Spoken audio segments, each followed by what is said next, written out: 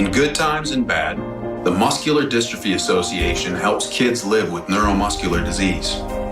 The pandemic places more than 200,000 adults and children with muscular dystrophy at a greater risk. Breathing is often hard when you live with a neuromuscular disease, but the Muscular Dystrophy Association is here to help. MDA is what ensures they receive critical medical care at one of over 150 care centers across the U.S. During COVID-19, kids like me are at a greater risk. The Muscular Dystrophy Association needs your support now more than ever. COVID-19 won't stop us. To learn how you can help, please visit helpmda.org. Thank you. When you get a call from a top NBA player who was injured in a car crash by a drunk driver and faces a career-ending injury, you know you must bring your A game. And you also feel grateful that your reputation as the world's largest injury firm with hundreds and hundreds of verdicts and billions in recoveries for our clients has been recognized. Results matter, reputation matters, choices matter. There's only one Morgan & Morgan for the people.com.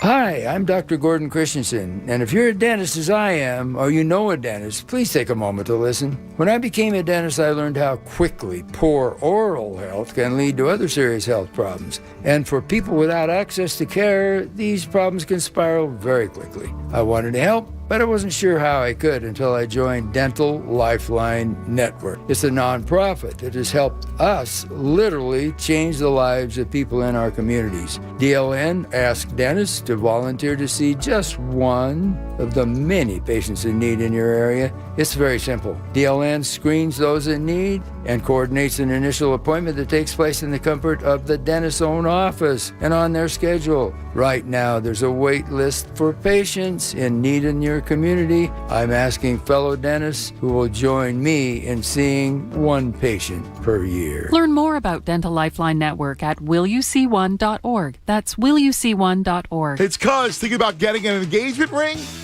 If you're ready to pop the question, you got to go to Golden Nugget Jewelers right now. Largest selection of certified diamonds and engagement rings.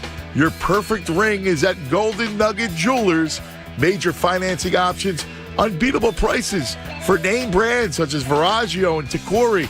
Online today at goldennuggetjewelry.com. Golden Nugget Jewelers, where Philly gets engaged. WPEN Burlington, Philadelphia, a Beasley Media Group station, home of the most entertaining sports talk in Philadelphia. 97.5 The Fanatic, Philadelphia. Good morning. Thought I'd help you wake up. It's 6 a.m. and you're listening to The John Kincaid Show on 97.5 The Fanatic, Philadelphia.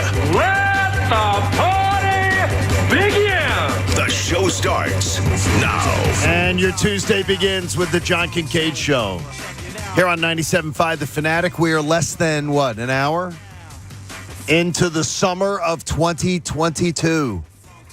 It started, Karen Rogers brought it in on, as we were watching on the monitor. Yes, she did. Summer has officially begun. And it was a beautiful sunrise, John. You missed it. I did miss it again. Yes. I miss a lot of sunrises. Yes, you do. Do miss the sunrise. Yeah. Pat, did you get the sunrise? No. You sort of look like an extra out of Twilight. I'm not sure that you're really a sunrise person. Taking shots now. No, that's not a Twilight. A little bit of a shot. Yeah, a little bit. Wasn't that a teen? Wasn't that a teen heartthrob movie? Not even 601. Horrible. I thought the teen heartthrobs came out of that don't show. care. It's a bad movie. I consider you a teen heartthrob. I actually laughed at the movie. You laughed at the movie? Yeah. Was that bad? Yeah, it was that bad. I was actually cracking up at how horrible. Could not believe last night to hear two different people in an event I was at that they said, Pat has never seen American Psycho. Here we go. And all the movies you've seen, they couldn't believe it because you are getting, Pat, your brand is now getting represented as being a movie guy. A guy you trust is for his view on movies and things like that. That's a shocking movie for you not to have seen. We all have a few movies we haven't seen that are popular. I can't think. I got a few. I'm no different. I can't think of one the size and the scope of that movie that I haven't seen, though. Unless it was really recent. Unless it was something really recent. I don't know what to tell you. I haven't seen it. Disappoint. When are you going to see it? Now it's going to because it's not going to be in the back of my. Now you're just now not you're going to see it. branded, Pat. Yeah, people now expect you to see exactly. it. Like I don't. Yeah. Maybe I don't want to see it now. Okay, Yeah. because you've seen a lot of crappy movies. Rebel, you. I have, yeah. You've seen a lot of bad movies. Have you ever done? And the idea I had is that as we could have a gentleman brought up last night, big listener of the show, a realtor in the area suggested Pat have a film festival. The Philadelphia outdoor- Film like- Society already does that. No, Pat Egan, 97.5 The Fanatic Film Festival, where you pick like either 3 of your worst films for your best films. Yeah, I see and what you're saying. And we have we have beer and we have food and people come out and will watch movies with Pat Egan. That sounds like I think fun. it sounds like fun. That's a night I'd never forget. You cracked a smile. It doesn't sound like the worst idea. My only thing is normally my perfect movie-going experience is no one in the theater. Exactly. You know, He's I love antisocial. that. I love Connor, that. if we put this out there for Connor, he'd literally want to have 750 people there. Have beer, food, and everything like that. 749 are women. And he'd enjoy having the festival here. Just an idea for you, Patty. Just an idea as we begin the show today. By the way, what number is it? 375 today. Nice round number. Show? 375. Wow. I can Today. honestly say it doesn't seem like that. It doesn't seem like that. Bob said that. He said it. It doesn't sound like it. He doesn't seem like it. See, you're getting more like us. Why? What happened? Remember how you'll say, I can't believe when someone says. I turned into you this weekend, John. How'd you do that? I didn't think of you guys once. Yeah. I didn't. Yeah. I love it. Was it Thursday? Thursday was the last time I was here. So since then, I've played a couple rounds of golf. I spent some time down the beach, hung with the family by the pool. No, but you did think of us because you were kind enough to send the first Happy Father's Day to the whole crew on Sunday. Well, of course, that has nothing to do with work. That just has to do that you're my boys. So, yeah, send out the Happy Father's Day text. Absolutely. But, yeah, I kind of did that tune out I love thing. it. It's great, eh? Yeah, it didn't suck. No, it doesn't suck. No, I'll put it that way. I'll see you Sunday. I did wake up yesterday and turn you on for a little bit, but dude, what are you doing? Then turn us off. No, but you don't. I don't think of it as work. Like I enjoy the talk that we have and you guys have when I'm not here. So it's something I want to do. It's not that I feel like I have to do it. Good. Okay. But yeah, I didn't do it all that much because there was beaches and golf courses to be had, Pat. That's I like hearing. Yeah, and I they like look better hearing than that. you. Hey, Bradford White In my water life. heaters are here for the pro. Bradford White is the 6 o'clock sponsor of the John Kincaid Show. We'll help Pat with that a little bit later on in the show. We'll help Pat sort of figure out where to find that place. Where's that place for you, Connor, sitting in Egan's chair today? As far as... Where's that place for you, the disconnect place for you? Because you don't send... We were ridiculing you yesterday because you do not... You like to live out loud. You don't disconnect much. Where would you disconnect? Probably the beach, but I don't really get down there all that much. I don't know. I'm not a big vacation guy. Not a big vacation. No. We got to change that. You got to try it. We got to change that. It's all right. It's pretty good. It's fun. It's really easy for you to say full-timer. Yeah. I'll defend him a little bit. When you're a part-timer, it's not that easy to take vacation. Bob, you have Well, no I just idea mean what like it's like going to- down the shore on the weekend. Like I think you would like it. I didn't. He's already been to the shore more than I have. Show. No, I got your back, Connor. He's already got been a to the Saturday shore show. more than I have already this year. So somehow he's finding ways to get down I there. went He's one good. time. Yeah, that's one more than I have. That's very good. Hey, vacation essential for strong bonds, a productive workforce, and a fulfilled life. But each year, more than half of Americans leave vacation time on the table, accumulating to 768 million days unused. It is the stupidest thing that the American workforce does every single year. If you have vacation, take it. Mental health, physical health, your relationships with your kids, with your family. Take your vacation. A little commercial. Get the day started. Phillies owe the Rangers a little payback. I believe these are 8 o'clock starts, right, Connor? Or 8 o'clock tonight and then afternoon tomorrow, right? Right. Afternoon tomorrow. Phillies had a 6-2 week last week versus losing teams. Playing 750 ball versus teams with losing records. Now that's something I can absolutely applaud and say, where the hell you been? That's exactly what we're looking for, and that's great. They improved their division record substantially. Now in the division, the Phillies are 11-16. They're digging themselves out of that hole. But now they have to show Texas that they remember the embarrassment of earlier this season, losing a couple of games in Philadelphia to them. This Rangers club, they stink. The pitching matchup tonight, and Connor will tell us a little bit about it later, they're facing a really, really good pitcher. But there's no reason to think that you can't go to Texas and then take care of business, at least a split in San Diego, against a team that will be missing Manny Machado due to a knee injury. So that, or ankle injury? Is it ankle. jammed? Ankle, it's yeah, ankle. he Okay. Turned his ankle. A 4-2 road trip would, to me, reinforce that this recent run is more than a momentary blip on the radar. And again, I hate it when you ask a team to do something, or you ask someone to do something, and then they do it, and you say, well, you know what, I need to see it again. I need to see it be a trend. But for this Phillies team, I think it's fair. It's a 162-game season. 8 games in last week do not make the season, but they sure change our point of view, at least mine. And that's where we begin with Bob's back. Jamie is on vacation this week. He is not suspended, and he's not fired, so the internet rumors can stop. Egan's in Jamie's chair. Connor's in Egan's chair, and the coach Eric Camille is right where he belongs. And we got Heavy Chevy, and we've got Haley in the next room, making sure that you can join in the conversation. And by the way, if you want to be conversational today, you may. We might chat with you a little bit more today at 610-632-097. There was rumors about Jamie? Yeah. Are you serious? Yeah. Yes. Really? Jamie, Wow, Jamie I really was checked out. Jamie wasn't mentioned. They didn't mention Jamie. I guess I hadn't mentioned that Jamie was on vacation. Well, it shouldn't be a rumor that you hate Jamie. I mean, that's just a known it's not. fact. I mean, everybody knows, in the Crossing Broad column will probably come out later this week. Yeah. Sure. Tensions between me and Jamie. It's the sexual tension. So wait, there was rumors that Lynch was suspended or something? No, those rumors that he was gone. Fired.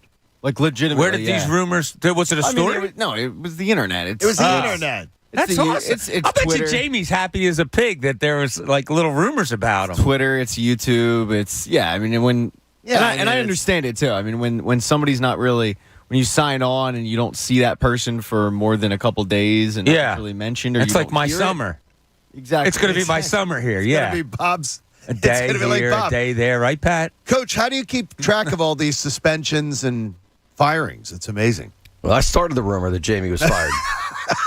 I contacted my people. Were you speaking it into existence or something? Is that what you're trying to do? I don't know. Yeah, sometimes, it's fun. I think Kevin Kincaid has an updated spreadsheet. I think it'll be up later. You can get from Crossing Broad. You can figure it on out. I just want to see Bob, and I don't think that's fair. When you say to somebody, like you say to your kid, clean your room. I want to see your room clean. And then I literally just have to zip my lip and try to go, after it's done, go, great job. To not say the next line, because that would have been my parents. Yeah, I want to see it next week, look this clean. And the next week, because that's what I always found defeating. And I got that constantly. When I was asked to do something and I did it, instead of just saying you did it well, it was always, yeah, but is it going to look like that next week? And the next week? That's funny that you bring that up, because as, I don't know, an athlete, as a son, I liked that extra motivation. Really? I didn't like the pat on the back. I liked the, okay, can you do it again? I liked having to prove myself, maybe. And that's kind of what I look for, I guess, from my kids or whatever it may be. That's how you get great. So you like that affirmation, like that constant challenge to be affirmed. Everybody likes to have positive words thrown their way, no matter profession, age, whatever it may be. But, if you put it a certain way to your team, all right, guys, great. You won, what are they, 14 out of 17 now or something like that? That's good. Let's take this next clump and see if we can even do better or as good. Yeah, I'm always looking for that, because when you settle, that makes you just an okay team. When you're always looking to improve, whether an individual or a team, I think that's what makes you better, and that's what makes you great. That's pretty fair. I mean, Pat, is that a way to... No. You don't look at it that way. That's why you're not great. You don't want that affirmation. Touche. I hated hearing stuff like that. Like hearing the let's hear it. Let's see it this clean next week. Because my attitude was always, all right, then it's not going to be. Yeah, but if you it's not mature, but it's sort of like you with watching American Psycho. A little bit, yeah. It's Pat, now that he's been challenged on it, will purposely not watch it just to piss people off. Yeah. That's interesting. And that's what a manager's job so much is It's reading people and how you're going to motivate them. I would love to hear, honestly, that was great. 14 out of 17, whatever it was, that is great. Let's try to get 15 out of 17. Or let's, how about those 2 games that we did this? If we don't do that, I love those challenges. Well, I don't have any problem with Rob Thompson saying to the gang, guys, let's have another winning week on the road. We just had a 4-1 trip, and which is broken up by a day, but now we continue on the road for 6 games. Let's have a winning week. Our goal is to win 4. If we win 5 and 6, gravy, dude. Let's just try to win 4. Have another winning week. Have something positive to build on. I think it's even more simplified than that. I think it's just, you win a series, you win that day. You don't look too far in the head. I mean, I don't know if that was a problem with the Phillies early on this season, but the whole looking down the road at what's coming up and just attack today, worry about today, and then tomorrow you'll worry about tomorrow. But the moment, I don't even want them thinking about, the weekend series or the series after that. It's just deal with this series now, win that, make sure you take care of business, and then move on to San Diego, win that series. I'm not looking for sweeps and all that. Those are great, but if you win your series, you should be all right. I don't know, Connor, in a 162-game season, and as the host on the Locked On Phillies podcast, you clearly understand what a 162-game season feels like. Can you do the one day at a time approach, or do you have to set little segmented goals? I think in the actual clubhouse, they're doing the one day at a time thing. I really don't think they're talking about San Diego right now as they get ready to play the Rangers 2 times. We can, as outside observers, and I think that's the smart way to consume the baseball season, but it's literally a day-by-day, pitch-by-pitch approach to baseball. Baseball is the right way to handle it.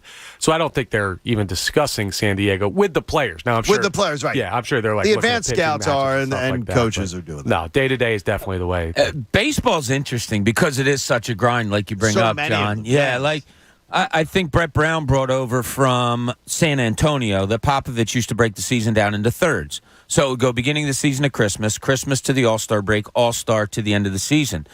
But Brett Brown also broke it down into 10-game intervals. All right, for these 10 games, here's some, now I'm not saying right or wrong. I'm just saying this is what he did. For these 10 games, I really want you to concentrate on not turning the ball over. Let's concentrate on that and build on that. And then the next set of 10 games might have been something else, with the hope being that, okay, in these 10 games, you concentrate on not turning it over. Take that to the next set of 10 games, and then try this. And then all of a sudden, it all builds into something. And that was the hope with him. But baseball fascinates me. And I asked Ricky this the other day, and he didn't really give a real definitive answer on it. But how do you break down a season? How would you do it if you're a manager? Pat's right. You got to look at everything day to day, series by series. Okay, I think you look at it as, okay, guys. Here's the. Well, I know this. There's a clubhouse meeting in almost every major league team, the opening game of a series, where they talk about where the advanced work that's been done. They present to the guys, and it might be 15, 20 minutes, where they talk to them about their opponents. And they talk to them about, who's going to be the first lefty out of the pen, who's going to, let's go. And then they'll say, hey, Cooney, you better get in there because there's going to be a big at bat against this lefty reliever, and you want to go watch the video. They've got some video for you. And they set that up. They usually do that the first game of every series with the team. And then it's usually win the series. Just win the series. Go out there and try to win each and individual series. And hopefully the Phillies will do that. 2-game set, though. You can't really win it. The only way you win a 2-game series is obviously to win both. I don't even think a 2-game seems like a series. No, it's not. It's a stop-off. Yeah. A quick little drop. But that goes, my thought was, that's probably how the players are thinking, and a manager's like, this is tough 2-game set. But I would turn it to say, all right, let's not look at it that way. Let's not look at it as just a stop-off. And, Pat, that's a perfect description of it. Look at it like, hey, let's just take these 2. Let's take these 2. That's how you become great. Okay, it's a stop-off. You're probably going to go 1-1. God forbid you go 0-2. But no, win them both. Hey, Wawa Hoagie Fest is back. Whatever your order, summer tastes better when it's full of hoagie love. Get $5 shorties and $6 classic hoagies now at your local Wawa. And my local Wawa, my new Wawa, is just always packed. I swear to you, it's always packed. It's a popular place. But I mean, there's no time of day where I don't see the gas pumps packed, the front parking packed. It's unbelievable. It can't just be the Hoagies, Pat. It can't be the Hoagies. It might be the Sizzlies. Might be the Sizzlies. It might be the bowls, the burgers. I mean, they have so much. It could be. The smoothies. Sometimes I just stop in and I don't even know what I want. So you just wander in and... Just wander in and I let the touchscreen do its thing. By the way, so I had my little meeting with Vance, my co-pair coach, yesterday, and I chickened out of something.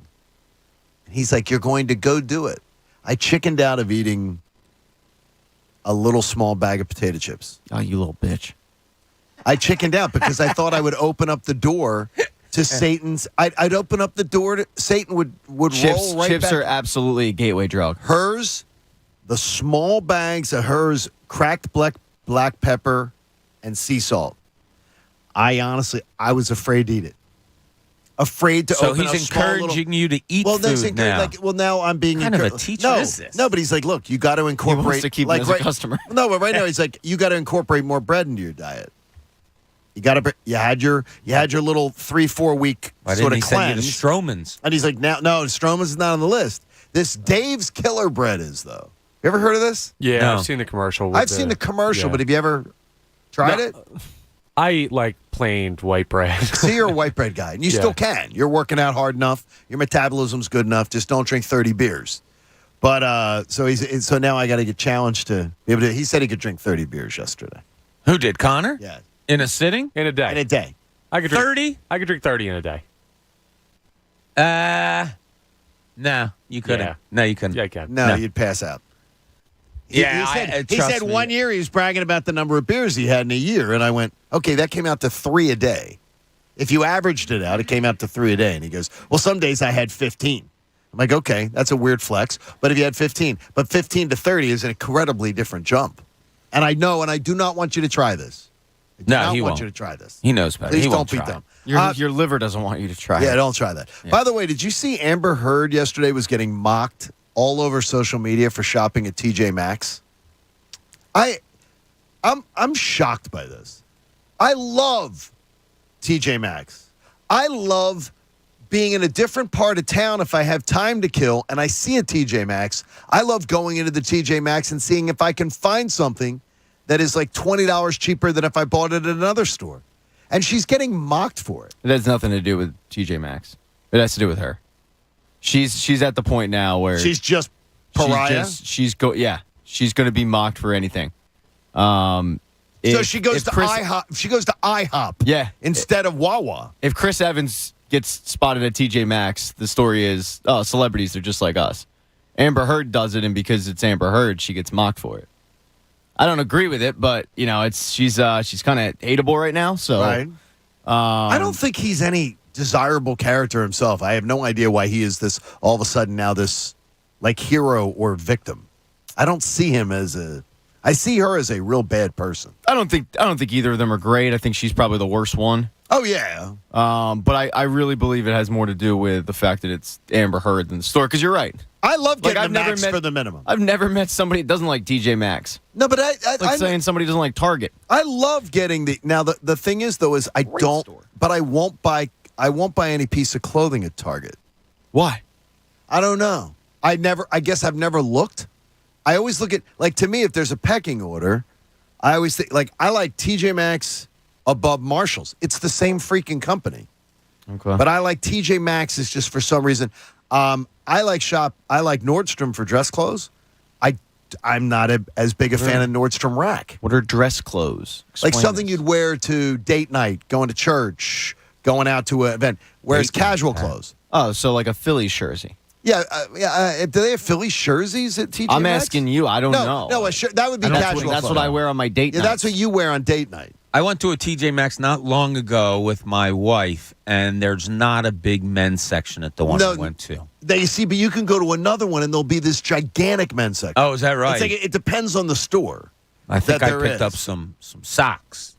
I love socks. TJ Maxx. Connor, didn't you say you were a socks underwear TJ Maxx guy, or was that Jamie? No, that was Jamie. Yeah, Jamie. Yeah, I am a socks underwear TJ Maxx guy. And that was the thing. There's a prime example. Jamie goes to TJ Maxx, nobody rips him for it. And that's shocking. And he's almost as big as Amber Heard. I would argue bigger. Yeah, the Google Analytics back it up. Yeah. I think she, I mean, that's a weird mocking of somebody, but now you explain it to me more that it's just about her being hated. Yeah. It's not the TJ Maxx thing. Guarantee that it has nothing to do with necessarily the TJ Maxx thing. It has to do with the fact that she sucks. Coach, is anything better than finding something really, really good at a great price? I mean, like something where you would have paid full price for it elsewhere and you find it for like $25 less?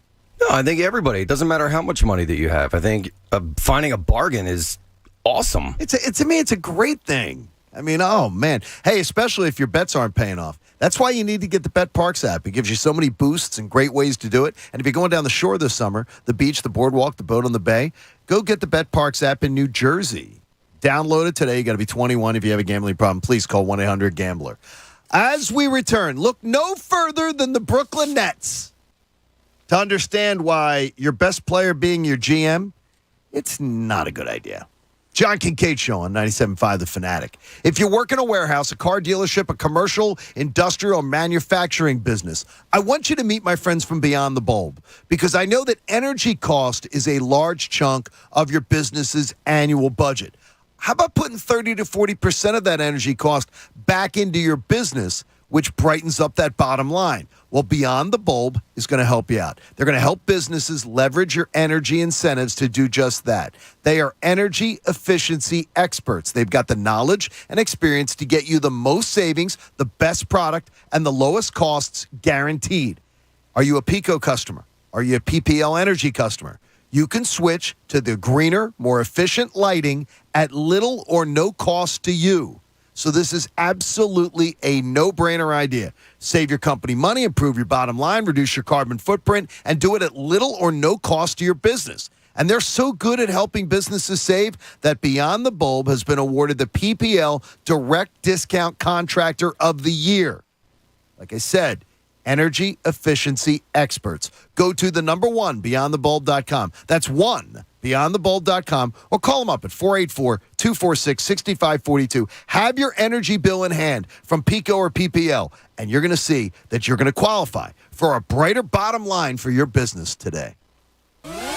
It's the John Kincaid Show, Summer of Fun on 97.5 The Fanatic. Philadelphia. The biggest party of the year for Philadelphia sports fans is back. Oh, my God!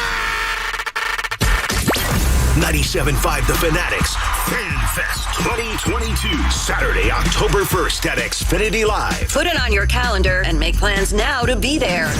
Let's just go. All of the Fanatic hosts celebrity guests, interactive activities, and attractions. And lots of food and drinks. 97.5 The Fanatics Fan Fest 2022. Saturday, October 1st at Xfinity Live. The countdown is on. This is a free event, but you will need a ticket to attend. Keep listening for ticket giveaways, ticket rate information, and more special announcements. Must be 21 or older to attend. 97.5 The Fanatics Fan Fest 2022. Believe it. Be there. Yo, Philadelphia, Anthony Gargano here with my childhood friend, Bob Marino, now president, Huntington Valley Bank. Bob's still on the board of directors at Spring Garden Lending. But, Bob, who's the new voice? Yo, Ed, I have a superstar for you. Meet Spring Garden Lending's new president, Andy Racklin, a national leader in finance and economic development. Andy, great to meet you. Hey, man, happy to be here. What's your game plan? Look, it's to grow Spring Garden Lending. We're going to increase the number of markets we serve. We're going to increase the products we offer, and we're going to maintain the positive impact we have in our communities. Now, I know you specialize in bridge loans to acquire, rehab, construct, and refinance properties to rent or flip. Yep, and we have 30-year fixed-rate perm financing, too. What attracted you to Spring Garden Lending? Spring Garden Lending has a proven track record of supporting small developers who are often challenged with finding a square deal through traditional sources. A leg up, huh? Absolutely. Our borrowers are the backbones of their communities, and their success is our success. Bob's a GOAT. Spot on, man. Handing the ball to Andy. He's a champ. Good hands at Spring Garden Lending. The development of League of Legends talent saw a major victory this week as Play Versus no longer holds the exclusive rights to sanctioned high school play. The tournament organizer held the monopoly for Scholastic League of Legends tournaments and charged schools $64 per player per season to play, a price that was a barrier to most school programs. Now with the rights leaving Play Versus, high school League of Legends will enter a new era of growth. The latest esports and gaming news. Find it online at checkpointxp.com. If Ernest Hemingway was alive today, would he say this to you? Shakespeare, Mark Twain, Edgar Allan Poe, all great writers. And after reading your book, I simply must add you to the list. Wait, you don't have a book yet, so make a free call to Page Publishing. Turn your book idea into publishing gold. 800-215-6818. 800-215-6818. That's 800-215-6818. At Wendy's, we make breakfast better. Like with our Breakfast Baconator. Better from top to bottom bun. Savory sausage patty? Better. Crispy oven-baked bacon? Better. Fresh cracked egg? Better. The Breakfast Baconator might just be the greatest breakfast sandwich of all time. So you can keep settling for not better, or you can get a better breakfast from Wendy's. Tough choice. Choose wisely. Choose Wendy's better breakfast. At participating U.S. Wendy's during breakfast hours. Hey, Dad? Cool if I change this? They may not get each other's music, but they can both get a COVID-19 booster shot. Because the CDC recommends booster shots for people 12 years and older after completion of a primary series. Schedule an appointment as soon as you are eligible. Sponsored by BioNTech and Pfizer. Ray Magliozzi here for eBay Motors. You're driving along and some nimrod cuts you off. You hit the horn. Jeez, it sounds like a goose in distress. Time to head over to eBay Motors. They have horns for every make and model, not to mention horn pads, steering wheels, wiring, and more. 122 million parts. You can even go for an upgrade. It looks like Mr. Cutoff Man needs a new seat cover. Try eBay Motors, pal. Get the right parts at the right prices. eBay Motors. Let's ride. With no fees or minimums and no overdraft fees, banking with Capital One is the easiest decision in the history of decisions. Even easier than choosing Charles Barkley in a pickup game. We'll take Barkley. Ha! First pick. Sorry, kids. Yep, even easier than that. With no fees or minimums and no overdraft fees, is it even a decision? Okay, here's the plan. Pass me the ball every time. This is banking reimagined. What's in your wallet? Terms apply. See CapitalOne.com/bank for details. Capital One NA member FDIC. Hi, I'm Gina. And I'm Todd. And this is our TimberTech story. We have a 200-year-old home. When we did the wood deck, we thought this is not what we wanted at all. I want an easier life of maintenance-free. And then when we decided to transform it, it was a complete transformation. We chose TimberTech because of the maintenance-free aspect of the product and the real look of wood. It's a forever home and a forever deck. Order your free samples at TimberTech.com. You finally got that new car, so you called your insurance company. Your call is important to us. Please hold. We are the tippy top workshop insurance. You ended that call with their jingle stuck in your head. Then, you called NJM. Thanks for calling NJM Insurance. This is Claudia. Let's see if we can save you up to 25% on your auto insurance. No jingles or mascots, just great insurance. Visit NJM.com for a quote. Did you know that shapes have sounds? This is the sound of a square. Because it's Wendy's fresh, never frozen beef served up on those hot and juicy hamburgers. And this is the sound of a circle. Not the Arctic Circle, but a circle of frozen beef that's flash frozen somewhere else. And this is the sound of a triangle. Anyway, when you want hot and juicy hamburgers, go for the square at Wendy's. Choose wisely. Choose Wendy's hot and juicy hamburgers. Fresh beef available in the contiguous U.S., Alaska, and Canada. Hello? Whether you're at home or on the go, listen to 97.5 The Fanatic on Odyssey on your smartphone, Roku, LG Smart TV, Waze, and more. That's Odyssey, AUDACY. Check it out now. Now, back to the John Kincaid Show. We are reinventing what sports talk radio can be.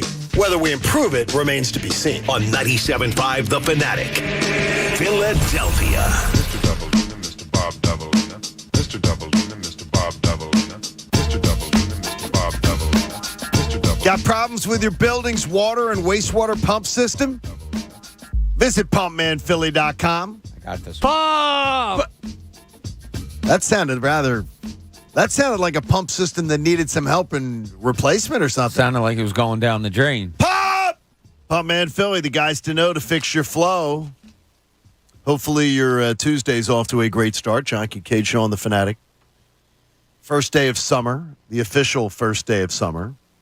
So people who are hung up on that can be, really, really happy we've got that going for us. Are they like the worst kind of people? They really are. Like the people people that get hung up on stuff? No, the people that are so quick to remind you that summer doesn't start until. Well, that was that fight with Aunt Nancy who stormed into the house because she said it starts every year on the same date. You people are like crazy. It's the same. She got upset about it. It's the same thing with winter. Like, I'm sorry, but winter starts when it like gets cold. See, to me, I think when it starts getting really cold, when you can start seeing your breath, like winter's begun. I have a weird my belief of when winter starts. Oh, go ahead. September. Thanksgiving weekend. I'm cool with that. Yeah, when Christina decorates the house for Christmas, to me that means winter's arrived. Yeah, that's I'll go with that. That's what I sort of look at. I don't mind that. Like I think of that as winter. I start referring to that as winter. Yeah. So it's a month early, but that's when I start seeing Santa Claus in the house. When I start seeing the stockings are up and everything like that, that's what it'll be. Festivus poll. That's my birthday festival. Yeah, it's just like enough. We get it. No, we are aware of when summer technically is on a calendar. You can't tell me that yesterday wasn't summer. Like it was. No, you can't. It was a beautiful day. By the way. This weather, Bob. Oh, it's been awesome. This past weekend, Anthony came in yesterday. I thought he was going to cry. He said, that was like the best weather I've ever seen in the history of the world. Well, it was so nice. His Father's Day story was incredible. Like, that was truly a dream come true Father's Day. It was something with Moss. What did Moss do? Something on the baseball field? Yeah. I only heard a little. I didn't hear it all. Connor?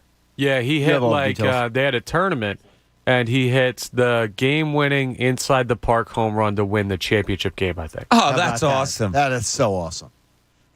I love Bob, it. When I tell you that yesterday, Cuz looked like he was 22 years old. Like he had this look about him yesterday that there was a hop in his step and a smile on his face. Father's Day worked miracles. And beautiful weather, too.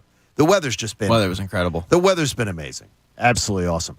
Okay, look no further than the Brooklyn Nets for why I will always insist that having your best player playing amateur GM is not a good idea.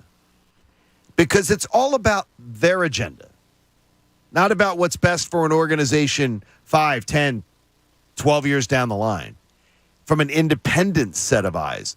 Kevin Durant's a great player, but a lousy GM. And I think he's a really great player. He begged for Kyrie. He campaigned for Harden. He then said, go get Simmons. He was brought in on all the Simmons acquisition discussions. He has absolutely no feel for the job because he goes up and he goes down and this is what I want, this is what I don't want. Great players, to me, be great players. Worry about perfecting that part of it because going and reading the if you don't read the Brooklyn Nets stuff of what's going on around that organization right now, it's a bit of a mess. And they really don't know what they're going to do. And now Kyrie Irving apparently is like going to just hold them up and say, you're going to give me a fortune or I'm going to make it that you want to get rid of me. They're now being played. They're now being held up. All for a guy that Kevin Durant signed in blood for them. And I take this from the New York Daily News that when Nets officials had inquiries into Kyrie Irving and that Kevin Durant had assured them over time, this is a guy we can trust. Then when the pandemic hit, he'll get vaccinated. He probably just wants some time. And this is the guy who walks away from his team because he wants to go to a birthday party for a week because he decides he wants a mental break. Wait, what birthday party? It was his brother's, I think. I think his brother's birthday. Kyrie Irving. Do you know where is it? Was it at Discovery Zone? Were we talking? I went to Vegas. I know I went to Vegas. Okay. Chuck E. Cheese. Vegas has some great spots. That's kind of I'm going to side with Kyrie on that one. Go ahead. You hit mob. So in the middle of work week, you just go, there's games this week, but I need a break. We kind of did that, didn't we? Like there were games going on, and we said, you know what? Let's go to Vegas. But we did the show. We worked. Kind of. We went on the field. Kind of. Like Coach made us work. You and Pat went. Yeah. I was talking about the most recent time. Oh, yeah. Oh. Where there were games going on, but like we were like, all right, well, Blue Man Group, it waits for no man. We got to go. I just think, again, great players are great players. Great players don't. His vision for this club that they put together, Bob, Kevin Durant's vision for this whole thing has been crap. Stop asking him. Stop asking him. All right, so can you blame Kevin Durant? I mean, no, because what you laid out was Durant backing Kyrie Irving, who is a known knucklehead. And signing off on them saying, I will be able to keep him in. I'll be fine. He's with me. I know he can be the piece. Yeah. Well, look, if I'm on reservations. If I'm on a team and Kyrie Irving's out there, that's a great, great talent and probably the most talented guy that you could have brought into the team. I understand him pining for that. Is it his fault that Kyrie just keeps proving to be a knucklehead? I don't know. Does Kevin Durant get more involved maybe than he should with some things? Maybe. Perhaps. Kevin Durant, over a 3-day period, kept saying to team officials, according to sources, when's Harden getting here? When's Harden getting here? Literally get Harden here, get Harden here, get Harden here. And then he's like, get Harden out of here. Get him out of here. Well, from what you can correct me if I'm wrong. My understanding was it wasn't that Durant wanted Harden out. They still have a good relationship. It was Harden wanted out. Harden couldn't work with Kyrie because it's like, well, you're letting this dude do whatever he wants, and I'm supposed to be the consummate professional. Like that's not going to work for me. But Durant was then putting pressure on them, going, he wants out, so get him out of here. Go. Well, day after day, going, get him out of here, get him out. And they're like, we're waiting for the best deal. We're not just going to move at your whim. Yeah, we're going to wait for the best deal, Kevin, because you are impatient, and this is the team you built. Well, I think he was impatient because of we heard from Kenny Smith yesterday. He talked about when you bring guys in February and March, it's really tough to get that cohesive unit going. So I think he wanted to facilitate a trade because the earlier the better they can start working together. I don't necessarily blame KD for anything that you talked about for wanting to build a team like that. Normally, I do agree with you. Like the players shouldn't be the GM, but I do like, in a way, I like the fact that he's invested. I like the fact that he wants to win and he's got ideas. But it's on Sean Marks and the actual GM to decide what input he's going to take and which input he kind of puts to the side. How hard is it, Bob? I mean, because no league is a players' league like the NBA. Nothing is like the NBA. The players have more say, more clout and everything, and they've leveraged themselves to get it. And I guess good for you. You can do it. If your bosses let you do it, good for you.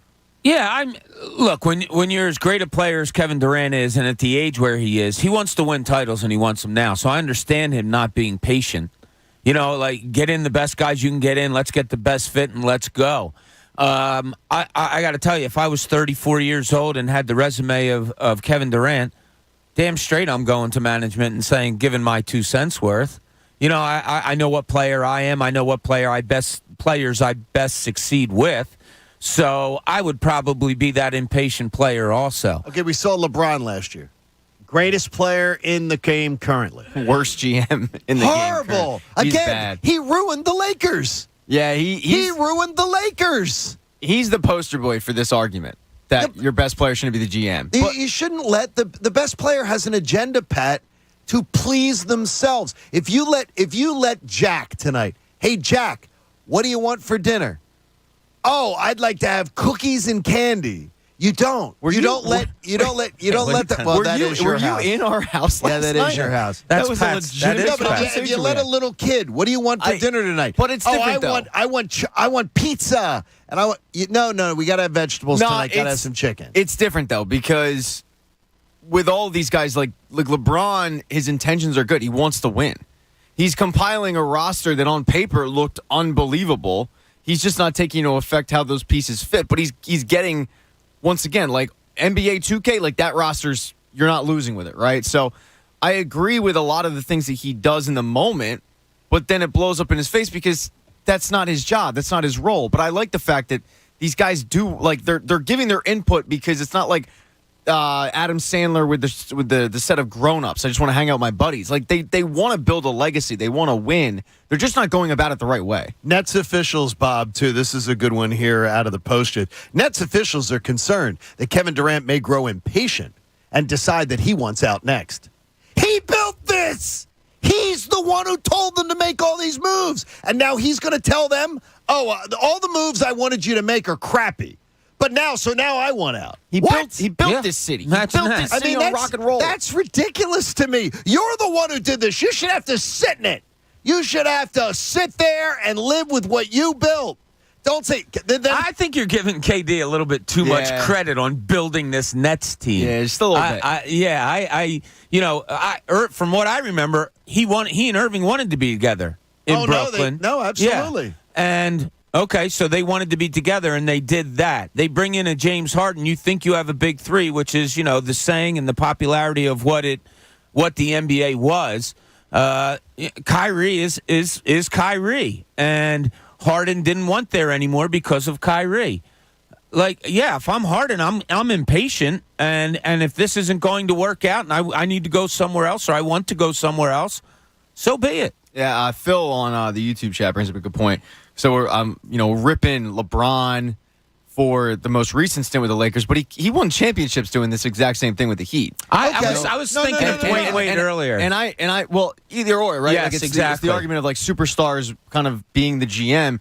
It's a good point. Okay, but if we're going to applaud him for that, then rip him for this. He destroyed the Lakers. No, I'm just to Phil's point. Yeah, but I get bring that. up the other hand. No. It's not always bad. Sometimes it does work out. Sometimes they do have parades for it. But he was in his prime. And he was a guy that had a long time, and he also had South Beach. Much like the Lakers, he had something very attractive to sell. But now LeBron's impatient. So he is an impatient guy because he's at the end of his career. I don't think so. He's trying to squeeze one more out. Oh, I don't think he's at the end of his career. Really? You guys can correct. I think he had one of his best years this year. It's amazing. You think he's going to go 5, 6, 7 more? Yeah. He should be at the end of his career, John. He should be. I'll be shocked if he's playing 3 more years. Oh. 3 more? No, that's it. That puts what I'll put. What's the limit Bronny, an 8th grader now, or a freshman, or whatever? He's drafted next year. He's a junior in high school. Yeah. No, I think LeBron. He'll be a senior next year. I think I could see LeBron playing until he's 45. Just to get Bronny a job? No, well, because Bronny's fallen off. That's called being a good parent. His year this year was phenomenal. It was one of his best career years. No, but I'm saying 3 years from now. He is breaking down a little bit. The amount of games he's missing is starting to tack up each year. But with that said, when he's on the court, I mean he's incredible. Let's check out what's in Cooney's corner regarding the 76ers during draft week. Now, let's see what's in Cooney's corner. So I told you, I kind of checked out this weekend and just enjoyed the family and all of that and didn't really pay much attention to the locals. I really didn't. I mean, I watched the Phillies games and stuff, but I didn't really dive deep like we usually do. So I'll ask you guys, is it me or do you guys feel it also? That there just seems to be nothing with this NBA draft on Thursday as far as the Sixers go. Nothing. You're right. Because nothing's leaking. We're not hearing any juicy details of, hey, a Tobias Harris trade may be coming. Well, it's a Matisse Thybulle trade may be coming. It's that combined with the fact that there is an acceptance among the fan base that if they draft a player with that pick, he will not play, which is a problem. That's a legitimate, in my opinion, as a fan base, that's a legitimate problem when you can't get excited because you go, whoever they're taking, they're not using. I mean, even Tyrese Maxey. Tyrese Maxey's playing time went up, not because of necessarily what Tyrese Maxey did, but because the baby they had at point guard held out, and it forced Tyrese Maxey in there. I think Tyrese Maxey's playing time would have went up anyway. But other than that, they've drafted guys in the first and second round, and all they do is shuttle back and forth from Philly to Delaware. So it's a sad acceptance of the fan base. Yeah, it's really weird because I'm with these guys yesterday. I was golfing in the Michael Barkan tournament, which was awesome, and Chris, BJ, Dave, and Jake, my foursome.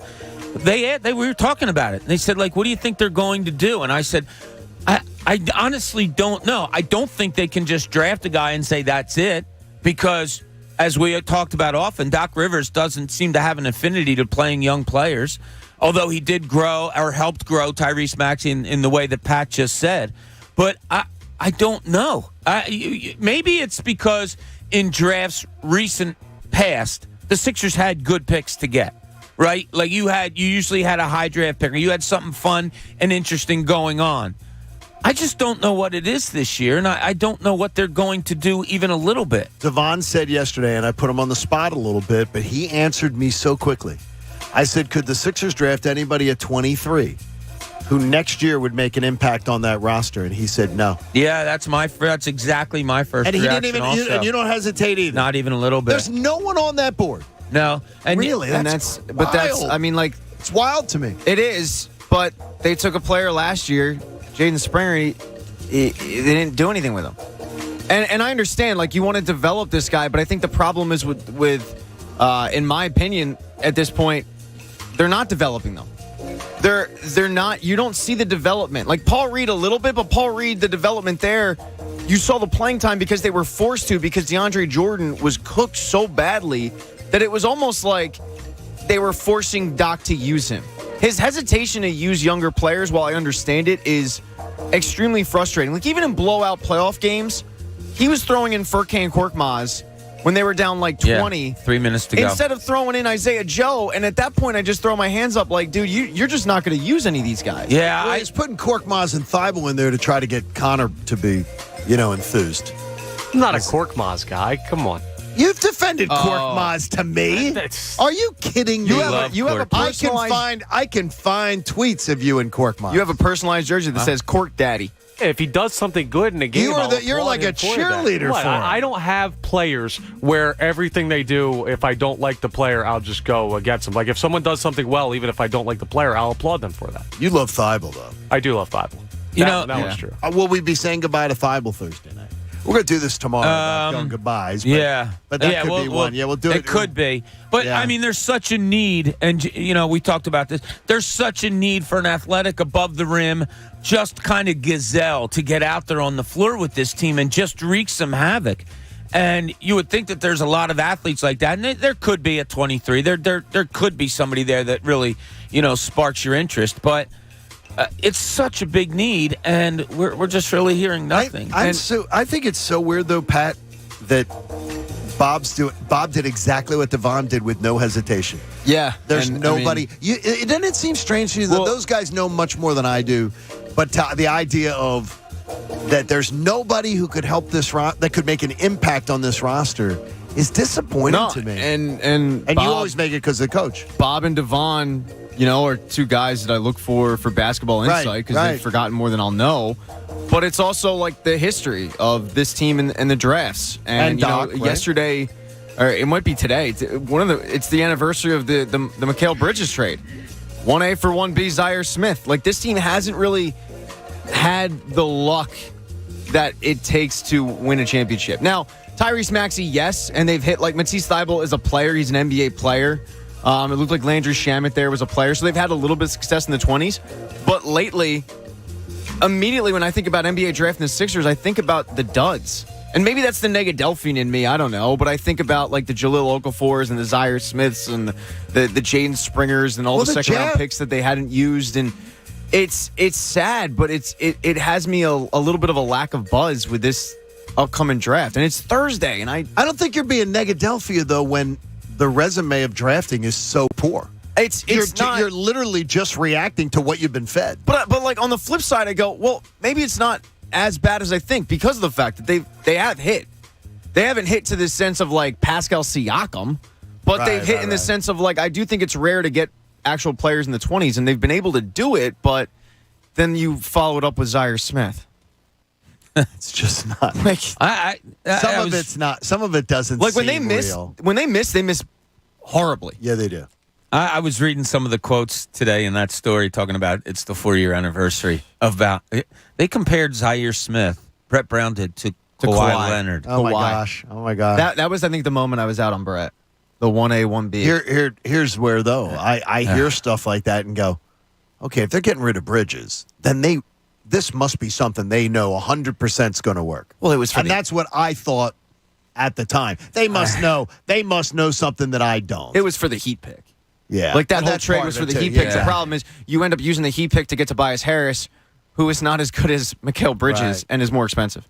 Hey, FanFest 2022 is scheduled. Bob, do you know it's on your calendar Saturday, October 1st? It is on my calendar. 1 I'm to very, 5. very excited. At Xfinity Live. You got to be 21 to enter. We're going to have fabulous fun and prizes and so much exciting things to do. But Bob Cooney wants 2 different people to get tickets to FanFest. I do. A pair of tickets. So right now, 215-263-0975. Say good morning, Haley.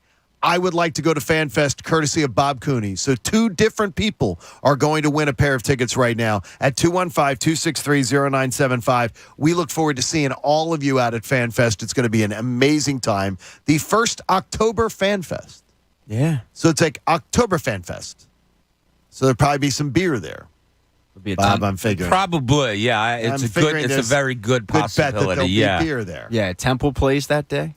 Not no, at they the do link. not play. Oh, they play. They have a game. So we'll have it on it's the big away. screen. I like that. You like that? I'm not missing a home game. Plus we will also have the day before Doug Peterson returns.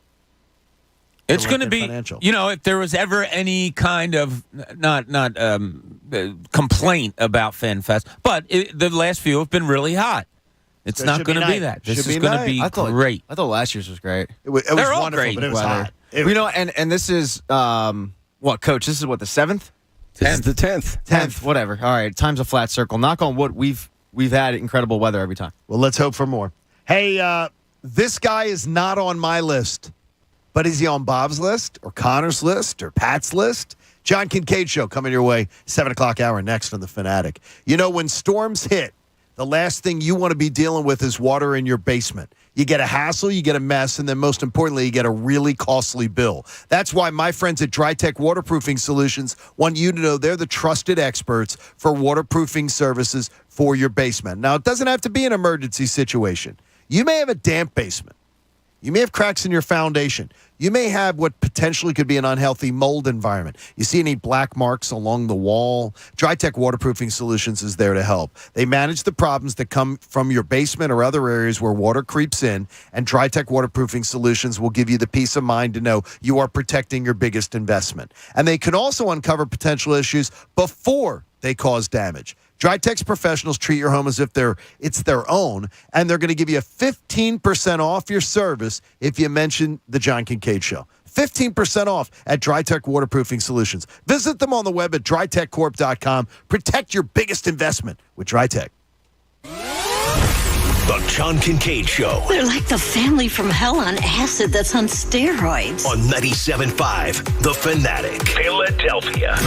At T-Mobile, we believe customers should get more. And with Magenta Max, our most popular plan ever, that's exactly what you get. On Max, you get more premium data than our standard plans. That's right, unlimited premium data, so you can stay connected to what matters most. And now, with Magenta Max, you get even more savings than before. Families on Max can get 5G home internet for just $30 a month. You heard right, just $30 for reliable 5G home internet. That means Max customers save $20 a month. And you get all this on the network with more 5G bars in more places than anyone else. At T-Mobile, you get more with Magenta Max. More premium data and more savings on 5G home internet. Head to your local T-Mobile store and make the switch today.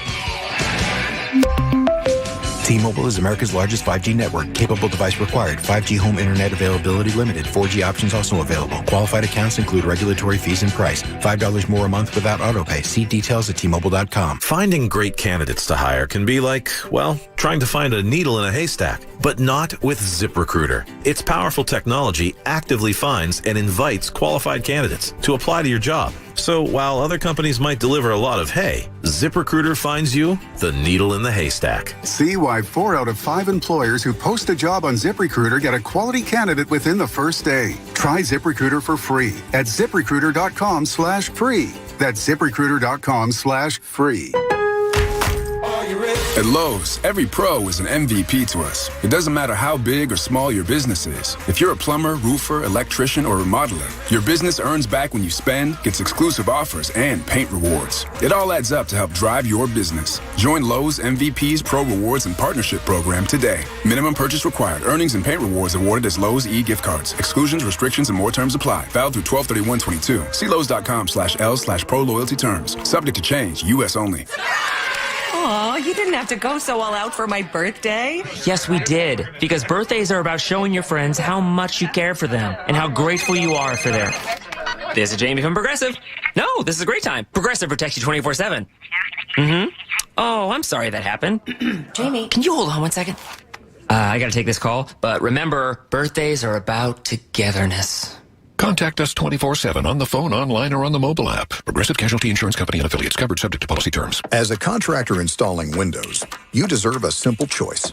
Anderson 400 series windows. They're the cladwood windows contractors trust the most. So much so, they're the windows contractors trust for their own homes. And they even have fewer callbacks for extra peace of mind. When it comes to windows, the choice is simple. It's Anderson 400 series windows. The windows contractors trust the most. Request a quote at AndersonWindows.com today. Claims based on 2022 Anderson Brand Survey of U.S. contractors. They say summer is all about taking it easy. Thanks to Fred Beans Expressway, we've made it easy to purchase your vehicle online on your time. Find the pre-owned vehicle for you during the Fred Beans Better Summer Used Car Sales Event. Shop over 1,500 quality used cars, trucks, and SUVs at your leisure. Our goal is to hit 100% credit approval. And our 5-day return, 30-day exchange policy is a breath of fresh air. As Fred himself always says, our used cars are better because our reputation depends on it. See how Fred Beans does used better at FredBeansUsed.com. For the first time in 25 years, the Doobie Brothers, Tom Johnston, Michael McDonald, Pat Simmons, and John McPhee, 50th Anniversary Tour. Rock and Roll Hall of Fame inductees, the Doobie Brothers. This Thursday at Freedom Mortgage Pavilion. Get tickets now at LiveNation.com. Part of the Mattress Warehouse Concert Series.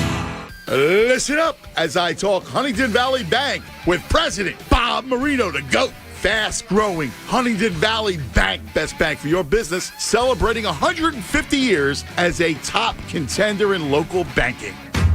Meineke is celebrating 50 years of service with 50% off brake pads and shoes. Now that's worth celebrating. For tires, brakes, batteries, exhaust, and more. Trust Meineke, doing car care right. Hey, guys, go yard all June long with $5 Dinger Tuesdays on FanDuel Sportsbook in partnership with Valley Forge.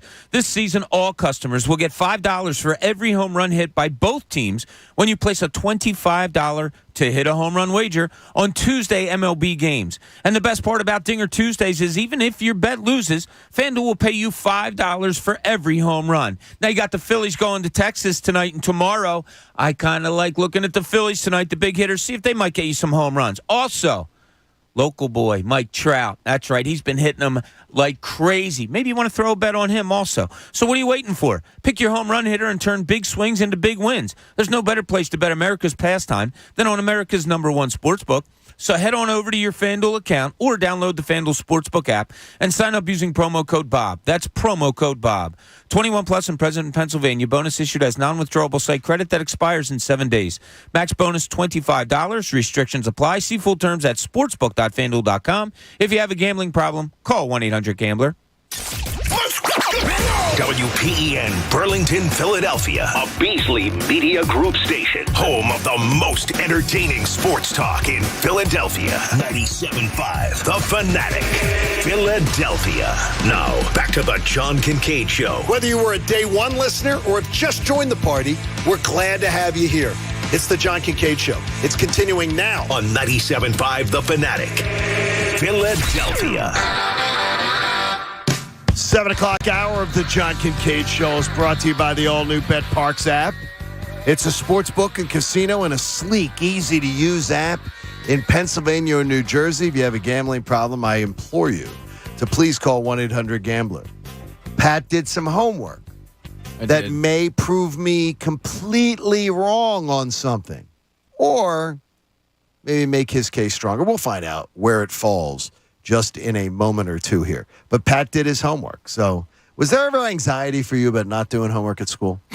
Yeah. Pat, I would lose sleep over it. I'm very much a procrastinator when it comes to getting things done, and I do think I do them better when I'm doing it at the last minute. Like a deadline. Yeah, but do people homework really work better under deadlines? Look, where the quality of what you produce is better. I've always, because I've heard that argument from people going, yeah, I work better under a deadline. There's no way you could do like a better school paper. Doing it in the last 4 hours than if you did it the week leading up where you double check your work and you do a little bit extra and you tweak it. Yeah. But how many people are double checking their work and tweaking it and doing all that stuff? I mean, I asked this as like I can only speak for myself, but dorks. When I finish it, it was done. I'm not double checking it. I'm leaving it in God's hands. Yeah, part of my deadline thing was was that checking quickly and getting it right the first time. Are there going to be some slip-ups? Sure. But when I had more time to do something, I just lost. I'm a focus in and get it done. In it? Yeah. I'll tell you one time where it benefited me was I was a procrastinator. That should come as a surprise to nobody. And I had a 10-page paper on NBC. It was for some communications class. And as I'm writing the paper out, I'm watching the Sunday Night Football game, which was on NBC. I was able to use up half a page on how I was distracted from doing my paper on NBC because of the fact that I was watching the NFL on NBC. And there's only so much you can talk about for NBC. So the fact that I was able to use up half a page on the fact that I was distracted and I just found it ironic, and it ended up benefiting me. I go to the great Dr. Gordon Gray, one of my professors at Temple University who has since passed on. The guy was a freaking legend and awesome. He would literally say to us in college, the teachers that say a 10-page paper are idiots. And he would tell you, they're idiots. You can't if you can do something great in 8 pages, submit it in 8. If it takes you 15, submit it in 15. But it was like the last course of college that I had to take, the biggest class. And Dr. Gordon Gray was freaking amazing. And he'd go, if you think you can do this assignment in 7 pages, then submit it in 7. But if it's going to take you 15 and you got some graphics and things like that you want to do with it, submit it then. Do it your own way. And it was weird because he'd say, and he'd give you examples too of, here's people who got A's last year. And I can tell you that someone submitted a 6-page paper, someone submitted a 12-page paper. They both got A's. But they did it their own way. I always hated the 5,000-word essay. Why? Yeah, me too. Why? Yeah. I had it. Because you were adding words. Well, I kind of got to that point towards the end of my college career where, I had a final, and it was you had 10 questions. You had to do 5 of them. Okay. In terms of there was the multiple choice, and then you had the essay questions. I knew 2 of them. So I did 2 of them.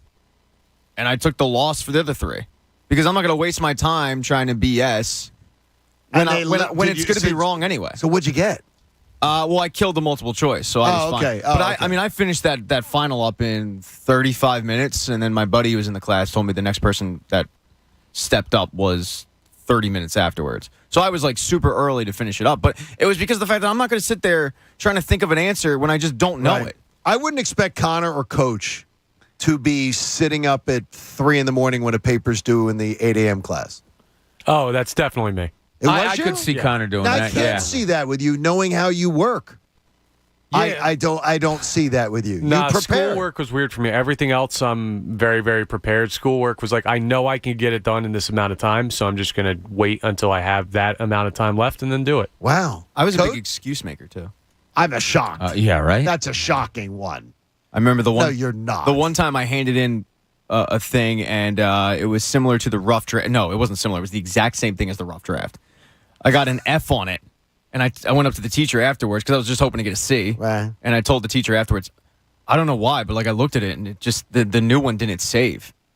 It just didn't save over. Did you get away with it? Oh yeah, I handed it in. Sorry to cut you off. Then he said, Jack peed the bed. Is that professor maybe listening this morning?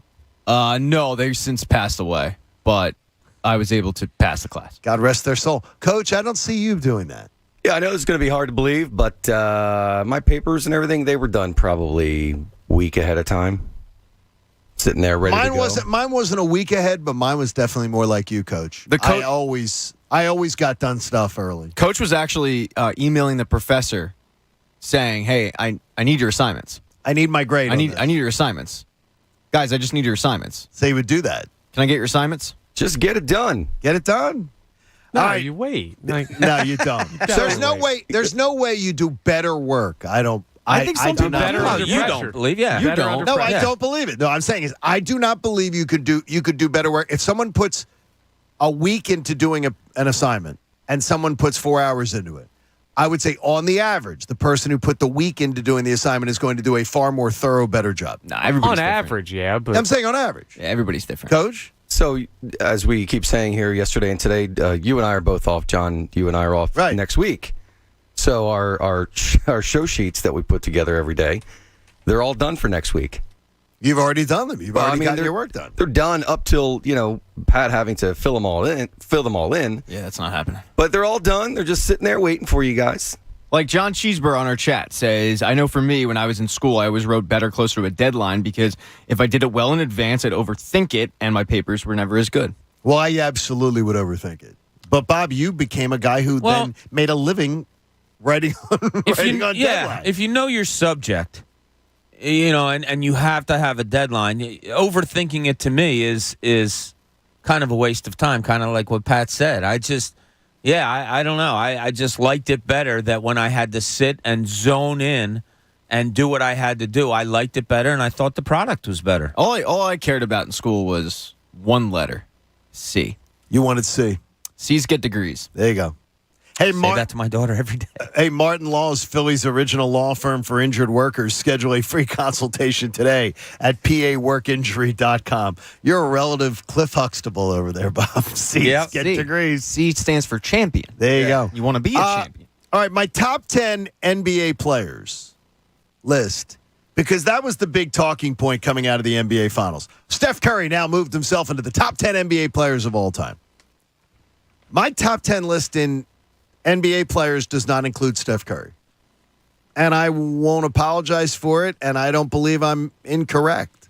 So I asked everybody to do a little bit of homework. So Pat had double homework, is to just put, if you had a top 10 players. Now, this is in no particular order. So I want every one of you guys to put, if a name duplicates on your list, to knock it off. And if you're playing along with us there, Michael Jordan's on my list. I believe that's probably on everybody's list. Yeah. Yeah, top 10 list. So Connor, Pat, affirmation, they're top 10. LeBron James is on my list. Yeah, he just snuck in there. Yeah, he's in there. This is no particular order. Shaq is on the list. Don't have Shaq. He's not on your list. No. He's on yours. Pat, is he on yours? Yeah. Wilt Chamberlain, Bill Russell, and Kareem Abdul-Jabbar. Yes. That threesome is on the list. Mm-hmm. And when you're using Wilt, threesome is actually a very appropriate term. Magic Johnson is on my list. Mm-hmm. Yep. Kobe Bryant is on my list. Mine too. Yes, sir. Kevin Durant is on my list. Not on mine. Not on mine. Okay. Pat, is he on yours? No. Tim Duncan's on my list. Yes. He's on mine. Is he on yours, Pat? No. Okay. So I've got my list there. Jordan, LeBron James, Bill Russell, Kareem Abdul-Jabbar, Wilt Chamberlain, Magic Johnson, Shaquille O'Neal, Kobe Bryant, Kevin Durant, and Tim Duncan. In no particular order. I didn't stack them up. But those are 10 names that I all would put on the top 10 player list ahead of Steph Curry. And it's not a knock on Steph Curry. It's not a put down to not have, and the insistence of all the opinion shows that, well, now he's in the top 10 of all time because of that. Nothing changed for me that he got a fourth ring. As far as his greatness, his individual qualifications of being a top 10 player have nothing to do with him getting a fourth ring to me. I think it does. I think rings mean an awful lot. Yeah. And if you're the best player on the team that's getting 4 rings, yeah, that means a lot. Like, does he crack your top 10? Not yet. Not yet, but he's getting close and still ahead of him. Your guys that you had, I also have Oscar Robertson. I have Larry Bird in there. Hakeem Olajuwon's one that you might want to think of. He's ahead of Steph for me, by the way. Yeah, these are guys that I'm saying that might still be ahead of Steph. It's funny. The second all-time leading scorer in NBA history, Karl Malone, is never mentioned in the top 10. So it's not just like if Karl Malone won rings, he's probably mentioned there. Yes. Yes. So yes. So that's my argument against I can't. Steph Curry winning rings matters a lot to me. A lot. So Does he need like one or two more and it puts him top 10 and have the years that and continue to have the years that he's having? Yeah. But does him winning if he won a 5th ring, does it push him ahead one of those other guys on the list and go, yeah, he's better than them? Could. Okay. It really could. Pat, what are some of the names? Because you had a couple that obviously that were very different than mine. So I got to pull up. Okay. My list. Connor, did you have anyone that you were thinking of? Yeah, I only had 2 different. I had Steph is on mine. So and Steph is Larry Bird as well, which Bob brought up. And I am the one over 50. Well, no, you surely put it over 45 white sportscaster who does not have Larry Bird on his list. Because it seems like that is the absolute mantra. I'm telling you, I don't. Larry Bird's close. I mean, he's right there. I think he's very sort of comparable to Steph.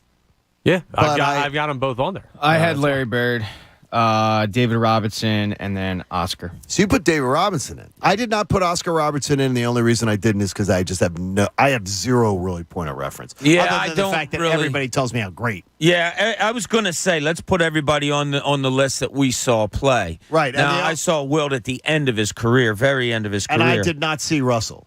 I didn't see Bill Russell play or Oscar Robertson. You know, it's funny. Right. Bill Russell's like kind of at the bottom of my list. The guy I played high school basketball for, who was a wealth of knowledge in basketball, has him at the top of the list. And he says the guy won 12 titles. That's what you're there to do. And he was the best player on that team winning titles. Now, they had a lot of great players on that team. So he puts the rings as the... Yeah. And look, isn't that the ultimate goal? Yeah. Yeah, it is. I just look at if let's put it this way. If John Elway never won a Super Bowl, John Elway still, to me, he was the greatest quarterback I ever saw. If John Elway doesn't win a Super Bowl, he's Dan Marino. Yeah, but to me, in my eyes, he was always better than Dan Marino and above Dan Marino as a quarterback. But he was still he was going to be an all-time great whether he ever won a Super Bowl or not. He won the last 2. His last 2 seasons, he won 1. I just don't put the rings as big a determinant as others. It depends for me. It depends on if, like, LeBron winning in Cleveland the way he did, dragging that team back from 3-1, like that ring was amazing. Means a ton. When you're kind of the second option, maybe at times, kind of like how Shaq was a little bit with the Heat, it doesn't mean as much. It's not a one size fits all argument for me. It definitely depends on how they did it, who they were playing against. What your point is too, and Shaq will tell you, is that was Dwayne Wade's team. Yeah, and that's why I bring it up. And it was his team, and Kobe was the Robin when they won. Yeah, but when he went to Miami, he was clearly the complimentary piece. It was Dwayne Wade's team. Yeah, Tyrone actually brought that up when we had the Robin debate last week. Tyrone said the best Robin was Kobe with the Lakers best teams. ever. But that means like the Shaq titles going back to back the way he did with the Lakers, that means a lot more than that he won. So it's not a one size fits all argument. This ring is impressive, but you're facing a team that I didn't think was going to win anyway. So, but that's my expectation going into the series, though. I didn't think Boston was winning that series anyway. No, I mean, if Jason Tatum, if Boston had won, Jason Tatum's not one of the best ever, but would it change the opinion on it? It would bump up his argument a little bit more because that's clearly Jason Tatum's team and Jason Tatum dragging that team to a championship. Yeah, all right. So in our top 10s, did we all have Tim Duncan? Yes. I believe so. I did. If you take away rings, is Tim Duncan in there? I didn't have Tim Duncan. You know what I'm saying? Like, Tim Duncan was a great player. The fact that he was on one of the great, a great run of a team that won, I think 4 or 5, whatever they won. If you take away those rings from him, I don't know that we have him in the top 10. I think rings mean a lot more than we think. Could you just shut up with your logic, Bob? All right, so you're pissing me off with the logic. I hate the logic. We all have Robert Horry then, right? Bob's and Derek Fisher. No, that's why I said the best player on the team winning rings. Okay, so Big Shot Bob didn't come up clutch? You're right. He's number 9. Don't get mad. Don't get mad because he was the original Big Shot Bob. John, how do you justify KD over Steph Curry when KD's only ever won on Curry's team? Because I would tell you that if I was building a team around Kevin Durant or I was building a team around Steph Curry and I was choosing to build a team, I'm choosing Kevin Durant every time. Tell you what, that every time. Connor Thomas with a great. So that's what I would do. If that's how I look at it, is I would go, I'm choosing him every. Hakeem Olajuwon is ahead of Steph to me.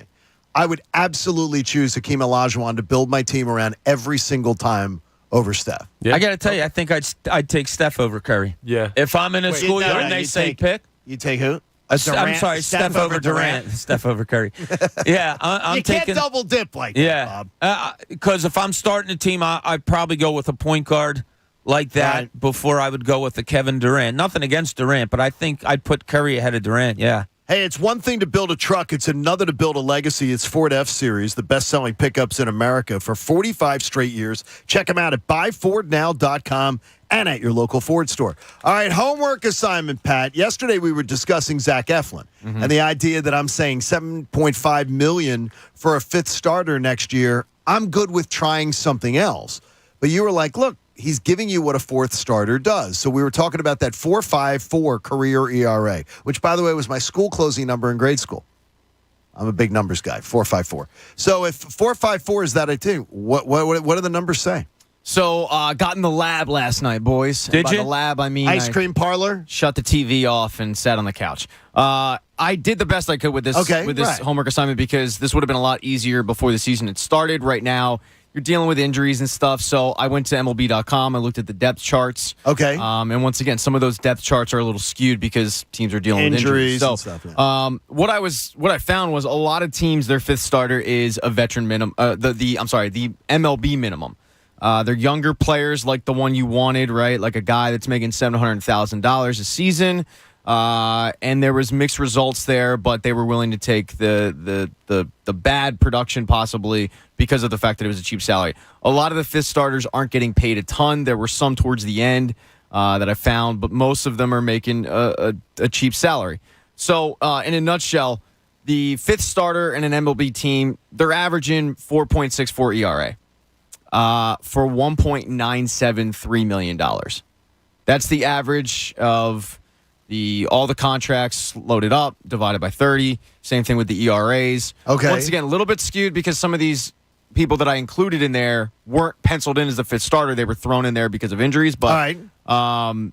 I think it gives you a pretty good barometer that I was wrong, not you, because Zach Eflin's making $5.5 million this season, and his production is that of, if you're going by the numbers, of a guy that's supposed to be making 1.973. So, but Zach Eflin's a little bit older. And then you go pay him $7.5 next year. Yeah, it's so dumb. It kind of skewed my argument there to more of your line of thinking. But once again, a lot of these guys, a lot of teams are willing to take the cheaper, younger option. guy. Now, yes. With that said, there are a lot of MLB teams that are trash, that aren't looking to contend, and that are fine with that. So it kind of muddies the water a little bit. Like, prime example is like the Orioles. The Orioles know that they're not going to contend. So their number one starter probably isn't making as much money as the Phillies' number 5 starter. Sure. I do wonder if I took, let's say, the teams that are contenders, right, if it would bump it up. But with that said, like Nestor Cortez from the Yankees, he's making $700,000. That team is one of the best teams in baseball. Here's what I would ask you. 50 wins. To everybody is to just say, do you believe we know what Zach Eflin's going to be for his career? If I was to say to you 10 years from now, you're having a beer and someone brings up the name Zach Eflin, do you think you're going to be saying, who saw those 5 years of 14, 15 win seasons at the end of his career coming with a 3 ERA? Nobody saw that coming. I don't believe that's ever happening. I think we know exactly who Zach Eflin is and exactly what he's going to be. And he's going to break down on you. He's going to be an unreliable car. And he's going to have a variety of ailments. And he's going to have a 4.5 ERA and give you glimpses of what he could be and more frequent stretches of what he is. I don't disagree with that. So I want to change it up. I do not want another year of it. I can't do it. You guys wanted Vinny Velasquez out of here so bad. For the same reason I want Zach Eflin gone. No, and that's same the point. standard. Well, Get him out of here. Vinny here was a disaster. No, but I say though, like Eflin's more reliable than Vinny, who by the way is making $3 million, and he's Chicago's fifth starter. But and how is his numbers? About the same as Zach, but he doesn't have as many starts. Right. Like he's one of those guys that was thrown in the fifth starter spot because of injuries. The worst one by far is San Francisco's Alex Cobb. He's making $8 million and his ERA is about 5.6. But he's a rarity. So you look at Zach. Zach is one of the higher paid fifth starters. My thing was just like, you don't know what you're getting from him, but in a way, weirdly, you do know what you're getting. You know you're at least getting probably a quality start out of him, which is kind of what his numbers dictate. Quality starts 4.5 ERA. You're getting 4.5 ERA. But doing this exercise, I've come around in your line of thinking. Try something different. Just try something different. Yeah, and I think younger player. There are younger arms all over baseball. You can acquire or promote. Dude, Painter's not going to be ready. Painter's not happening. That's the issue. Next year. Where do not ready next year. I want him. What do you say? That's the problem. Where do those younger arms come from? Largely, those teams that Pat's talking about, they have the young guys for the $700,000. They're call-ups. They're guys that are getting brought up out of the minor league system. The Phillies just don't have that. You can get them. It's very rare You that can you get label... them at the trade deadline, trading a veteran player, a bat to somebody, and pick up two of those guys. Like some of these fifth starters that you could use. That quote, like the Phillies don't have that. They do. They got guys. Because some of these fifth starters in Major League Baseball are making $700,000. They're not good. No. Like they're Bailey Falter. You have Bailey Falter, right? Yes. But like, do you want to watch a full season of Bailey Falter as number 5 starter? Maybe. I mean, you can see what he's going to be. Hans Krause is injured in the minors. Andrew Painter's nowhere ready. Look, it's very I was kidding. It's very rare that you paint a fifth starter as a great fifth starter, because if he is, then he's your fourth starter. Exactly, he's getting bumped up. So, He'll get bumped. Yesterday, that was my argument. Was we used to look at Zach Eflin like he could be the third starter. Now our expectation is okay, he's the fifth starter, and we're fine with that. But John bringing up the money, it's a good argument. I'm not paying him a fifth starter $7.5 million next year for his production and his breakdown. So you were right, I was wrong. Wow, that was shocking. Very good, wow. Pat. Very nice. I appreciate it. I don't even know who you are anymore. Grab that for Stan, Pat. Grab it. Grab it. All right, coming up, I want you to make a bet, and it involves the Eagles starting quarterback versus the Eagles' old starting quarterback. We'll go on the record next, John Kincaid Show on The Fanatic. Now, when you want to make wagers, I want you to go to the BetParx app. If you're in Pennsylvania or New Jersey, the BetParx app is absolutely amazing for you. Streamlined, easy to use, so many different boosts and wagers that you can put into play to make your dollars go further. Did you know that the BetParx app is also the official partner of the PGA Tour? So download it today. Get a risk-free bet up to $750 using the promo code Kincade. Use it, and you will be able to get that bet refunded in site credit should you lose. I think you seem pretty smart, so I think you're going to win. If you bet baseball, you can bet more than the score. You want to bet on individual player performances, hits, runs, strikeouts, over-unders? You got all that for you. You can bet playoff hockey. It's still going on. BetParx is the only sportsbook and casino app that I recommend. They got the odds, the bets, the slot games, and everything all in one amazing app. So get on in now. Download it at betparx.com in Pennsylvania or New Jersey. If you have a gambling problem, you got to be 21. Call 1-800-GAMBLER. It's the John Kincaid Show, Summer of Fun on 97.5 The Fanatic, Philadelphia. Hey, kids, I'm going to Wawa. Anybody want anything? It's Hoagie Fest. Hoagie Fest is here. So, classic meatball and classic Italian with cherry pepper relish. And a new picture frame. Wawa Hoagie Fest is back. Whatever your order, summer tastes better when it's full of hoagie love. Get $5 shorties and $6 classic hoagies. Limited time only. See store for exclusions. Back by popular demand, Wawa and Chips Ahoy are teaming up again to bring you frozen handcrafted beverages that'll make your summer adventures epic. Like going to the beach. Going to the beach with a delicious and creamy Chips Ahoy milkshake. And binging season 3 of that show. Binging season 3 of that show with a tasty Chips Ahoy smoothie.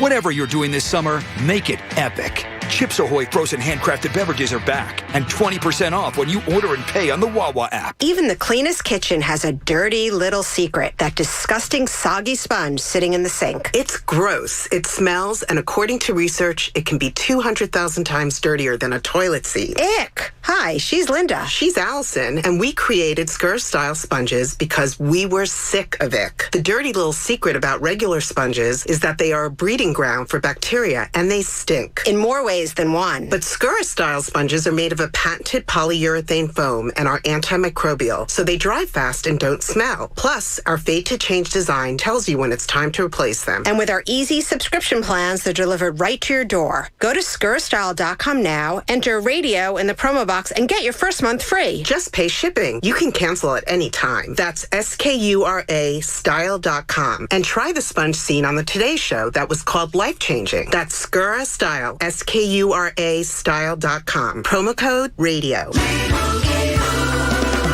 Doug. Chances are you're jamming in your car right now. And since Liberty Mutual customizes car insurance so you only pay for what you need, Limu and I are going to show you some safe car dance moves. Hit it. Everybody, check your blind spots real quick. Now hands on the wheel. Put them 10 in 2 and move your head like a bird do.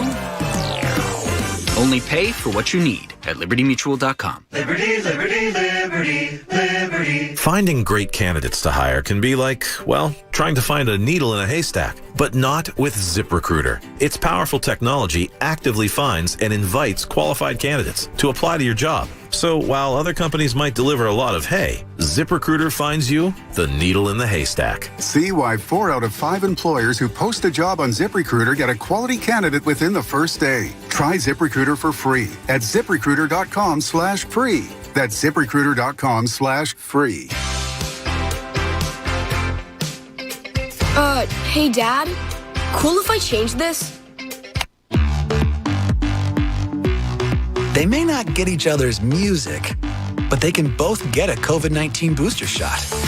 Because the CDC recommends booster shots for people 12 years and older after completion of a primary series. Schedule an appointment as soon as you are eligible. Sponsored by BioNTech and Pfizer. With no fees or minimums and no overdraft fees, banking with Capital One is the easiest decision in the history of decisions. Even easier than choosing Charles Barkley in a pickup game. We'll take Barkley. Ha! First pick! Sorry, kids! Yep, even easier than that. With no fees or minimums and no overdraft fees, is it even a decision? Okay, here's the plan. Pass me the ball every time. This is banking reimagined. What's in your wallet? Terms apply. See CapitalOne.com/bank for details. Capital One NA, member FDIC. Hey, it's Cuz. Are you getting ready for a home improvement cleanup? The garage, the bathroom, big move? Let me tell you about the perfect solution, the Bagster. The Bagster, by far the most convenient, affordable way to help with your cleanup. The Bagster isn't just a great product. It's a 3 cubic yard dumpster in a bag sold at Home Depot, Lowe's, local home improvement stores everywhere, and for only $29.99. Holds 3,300 pounds of waste. Buy it, fill it, schedule your collection, poof, it's gone. Clean it up with the Bagster dumpster in the back. It's one thing to build a truck. It's another to build a legacy. The Ford F-150. The only truck with an available class-exclusive Pro Power onboard generator. The only one with an available work surface in the front and the back. And the only one that is part of the F-Series lineup that has been the best-selling pickup for 45 straight years. Now you can get special incentives when you build to order a new F-150. Inventory is arriving daily, so hurry in for best selection. Get to your local Ford store today. High-efficiency equipment for lower bills, special financing, and rebates on qualifying systems. What? Oh, I'm trying to memorize something I heard on the radio. Peace of mind warranties. Why? Because our AC is on its last leg, and I need to convince you to call a Bryant Heating and Air Conditioning contractor. No, you don't. I heard the same ad, and you forgot cleaner, healthier air. Pierce Phelps Bryant will do whatever it takes to keep you comfortable. To find a local Bryant Heating and Air Conditioning dealer near you, visit nopaybryant.com. Bryant. Whatever it takes. Now, back to the John Kincaid Show. Can we wrap this up? I need to get home in time for General Hospital. On 97.5 The Fanatic. Philadelphia. Congratulations to GH on their 15,000th episode today. Airing today. Hey, join the Fanatic in the John Kincaid Show. We'll be out cheering on the Birds in Arizona. Reserve your spot now with a small deposit at PhillySportsTrips.com. Philly Sports Trips, you can travel with the pros. It is going to be an amazing, amazing trip. Arizona's so beautiful. I absolutely love it. Yeah, it was one of my more fun places to go to on the tour of the NBA. Now, you would have a hotel downtown Phoenix, right, to go to the arena? Yeah, which was great. Walking distance, couple of good places to eat right there also. It hit all the criteria. Did you go to Chase Field? ever. Yes, I actually covered a Phillies playoff when the Phillies. No, I'm sorry. Yeah, they never. It was played Arizona. 2009, the year the Phillies lost. Whoever was playing that series, I believe it was Milwaukee and Arizona was playing in a series. If the Phillies would have beaten St. Louis, they would have gotten the winner of that, if I'm not mistaken. I don't. 2010, I think. Was it 10? Yeah. Okay. 2009, they went to the World Series, lost to. Yes, Toronto. you're right. I'm sorry. It was 10. 2010. Yeah, so I covered Not a bad- couple of games there. Yeah, Not a bad stadium. No, it wasn't. Both times I was there, it was about 100. It was hot. So I think they closed the roof to it both games I was there. Yeah. They do a nice job out there. Yeah, I was out there. I wanted to go to a hockey game. But The we worst couldn't arena in the make it. NHL. Yeah, I just wanted to, I mean, at this point, well, they're going to have the smallest arena in the NHL. Well, you they're gonna can't have a say 5,000 seat college arena. If you get seats behind the goal at the far end of the ice, you cannot see the goal. You cannot, if you are in the section, it actually cannot, you cannot see the goaltender that's right below you. Yeah, they it's terrible. when I was looking at tickets, they had like an this is so pathetic for a hockey team. They had an all-you-can-eat section that I was eyeing up for like $20. Oh, you had to have done. And I couldn't find anyone to go with. So, and it was a I drive would have too. gone. You should have called me. You Oh, it was a weren't- drive. we weren't working together at the time. Didn't matter. I still would have You gone. still would have answered your call. You He tried to would've, book them yeah. for shows, right? I actually did Did he do a answer little your bit of call? work out there. I was trying to book guests. I Oh, tried there to you book go. Sean McDonough. Was on some Monday Night Football, so I was trying Was to book Sean him at the good time. to you or not? Sean was always great to me. Always got back to me. Always a really nice guy, and I think he's doing a pretty good job with hockey. I'll tell you what. I was just thinking it's weird you brought him up because I don't do this often about broadcasters or play-by-play guys. He's really good. I think Sean does a good job. I think he's really good in hockey. I think he got a bad rap with Monday Night Football. I don't think he did a bad job at all. I think he was just coming off of a really good crew. But yeah, I mean, I liked him, and as I said, he was always good to me. And in this industry, and you guys know this, half of it's just about just get back to me. Exactly. You can tell me no, but just respond so I know. And he was always more than kind to get back to me. I saw one of those off-season lists yesterday again, ranking the starting quarterbacks in the NFL. And on social media, and it had Jalen Hurts ranked as the 22nd best starting quarterback in the NFL. And Carson Wentz was ranked 30th. So I'm going to just ask you make a little wager today. Which quarterback's going to have the more successful statistical season and more Pro Bowl votes in 2022? Because something's telling me Wentz is going to bounce back in 2022. I think he's going to have a career rebirth. Do I believe he's going to be the dumpster fire that he's been, collapsing last year and what had happened the year before? No.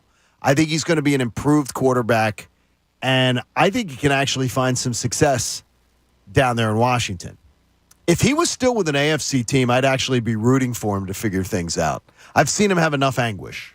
But now that he's with Washington, I want to see his poor play continue to struggle.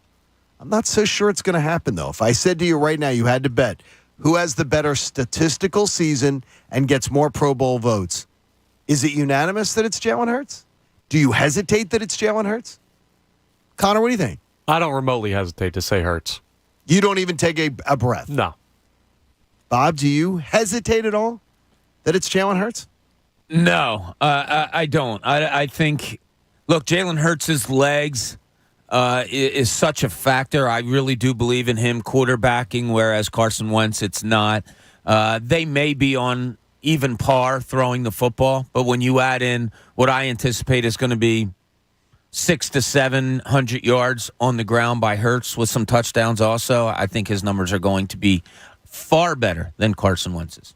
I think it's going to be close. And I do agree that his legs are going to make him the more exciting player for sure. I'm going to go Wentz, but probably not the reason you think. I'm going to go Wentz because I think they're going to be down in a lot of games, and Wentz is going to have to lead them back. Whereas Jalen Hurts, we've already seen them have a lot of success with the run game. And if they're up, then they're just going to hammer Miles Sanders and Kenny Gainwell. And so I think because of that, I think Wentz is going to have the better numbers, but because it's because he's on the worst team. And he also has better weapons than he did last year when he had decent numbers last year. Okay. I lean more towards Pat. I think it's going to be closer than people think. I really do. And again, maybe getting suckered in, I think Wentz is going to – I think he's going to bounce back strong. I don't think he was. I don't think last year when I really went back and analyzed it, Bob, he didn't have a terrible year. He had a terrible finish. Yeah, he did, and I think his numbers were something like 27-7. If you look at it just like that, his year wasn't all that bad. I thought last year was going to be his bounce back year, but just the way he finished. I mean, it was awful. When you look at the highlights of his last 3-4 games, it wasn't just that he was bad in his statistics. He was a very stupid football player. And I don't say that lightly and not meanly. He played a stupid brand of football. So I don't know if he's going to be able to overcome that. When you add the total yardage of the two of them last year, a year ago, with Hurts and Wentz, it's just about even. Actually, they're both at like 3,800 when you add up, yards passing and rushing. And, of course, Hurts had more rushing touchdowns. Their touchdowns are about even also. So we're going on even numbers about last year. Yeah, I think Jalen Hurts is going to improve this year. I don't have any confidence whatsoever in the former Eagles quarterback. And you look at what he worked with last year. Like, Carson Wentz had the best running back in football that people were starting to stack the box against down the stretch and basically say, make Carson beat us. That affects the numbers as well. So he doesn't have that in Washington. It's going to be him, and you can take him away if he plays dumb football again. We're gonna see that one out. Everybody, we all went the same way, but Pat and I think it's going to be a little bit closer than maybe some people expect. The Phillies open with the Rangers tonight. It is the opening of a 2-game. Pat, do we call it a series? A 2-game set. Set. Yeah, I like set. Layover. 2-game set. That is a Tom McCarthy word. Tom McCarthy loves to use the 2-game set. That is going on. It's time for others and JT to step it up. Egan, I don't want to have this be presented as agenda, but this is now. He is one of the, as far as players in the month of June, he is one of the, with the amount of at-bats, greater than 50 at-bats, MLB Network, he is one of the worst performers in Major League Baseball. He's 13 for 59 in June. He's batting .220 in that stretch with just 8 RBI. He has 4 hits in his last 29 at-bats. And of starting players with 50 or more at-bats in June, he's the 3rd worst. Yeah, it hasn't been good. No doubt. Won't argue with you there. Needs to be better. Do you see it changing? Because that's a long stretch. 59 at-bats is a... It is. I mean, but like bad months in baseball are going to happen. We just watched Kyle Schwarber have... a rough month, but then he's picked it up, and picked it up. Schwarber month or whatever they want to call it. So I'm not overly concerned, but I am starting to get there because we just haven't heard anything about like an injury or anything like that. The only thing I can think of is maybe he's just not gelling with Kevin Long, the hitting coach. So I don't know what it is, but he needs to pick it up. It seems like they're. That whatever they were being told by the hitting coach in the beginning of the year is now being ignored. If you just go by players, or else the message has been told to change. Because now you have players talking about different approaches at the plate. You've had Bohm talk about it on the record. You've had Harper talk about it. You've had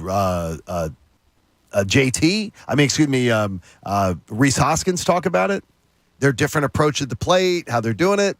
It's almost like whatever message they were getting earlier this year, Connor, you probably talked about it on the podcast, is being changed or ignored. Yeah, but that's a collaboration between the hitting coach and the manager. Like, that's not Kevin Long coming out and saying, we're doing stuff this way, and then all of a sudden the players stop listening to him. Like, Joe Girardi, especially, like, he played catcher in the major leagues. He has thousands of at-bats as a Major League Baseball player. He had impact in that, and it could be Rob Thompson saying, hey, I'd rather us try and have this approach at the plate because what we were doing was not working. Okay. Yeah, I often, at first I was thinking, is it taking a little while for Long's coaching to settle in, and then they, now they're hitting the ball, and now they're on the run that they are. But how much is there to a hitting coach to change when you're talking about the likes of a JT Realmuto or a Bryce Harper, or, he may talk to them about the way they go up there and what their thought process might be. but I don't think you're actually changing mechanics on veterans like that. Like, are you saying to a Castellanos, no, get off the plate a little bit more? Are you telling Real Muto, look, I want you choking up with 1 strike as opposed to 2 strikes? I don't know. Connor, you probably know better than me being down there a lot. But, I mean, how much goes into changing the offensive approach of a 31-year-old that's been around for 8 years? Well, it's so weird. It's individualized. Some guys just want to, and I'm assuming this. I don't know this for a fact, but just looking at the personality. I'd imagine Nick Castellanos is a guy where he's like, don't change anything. Let me hit my way out of it. I'm going to. And then there's other guys that may want a hitting coach to be like, okay, open the stance just like a little bit. Right.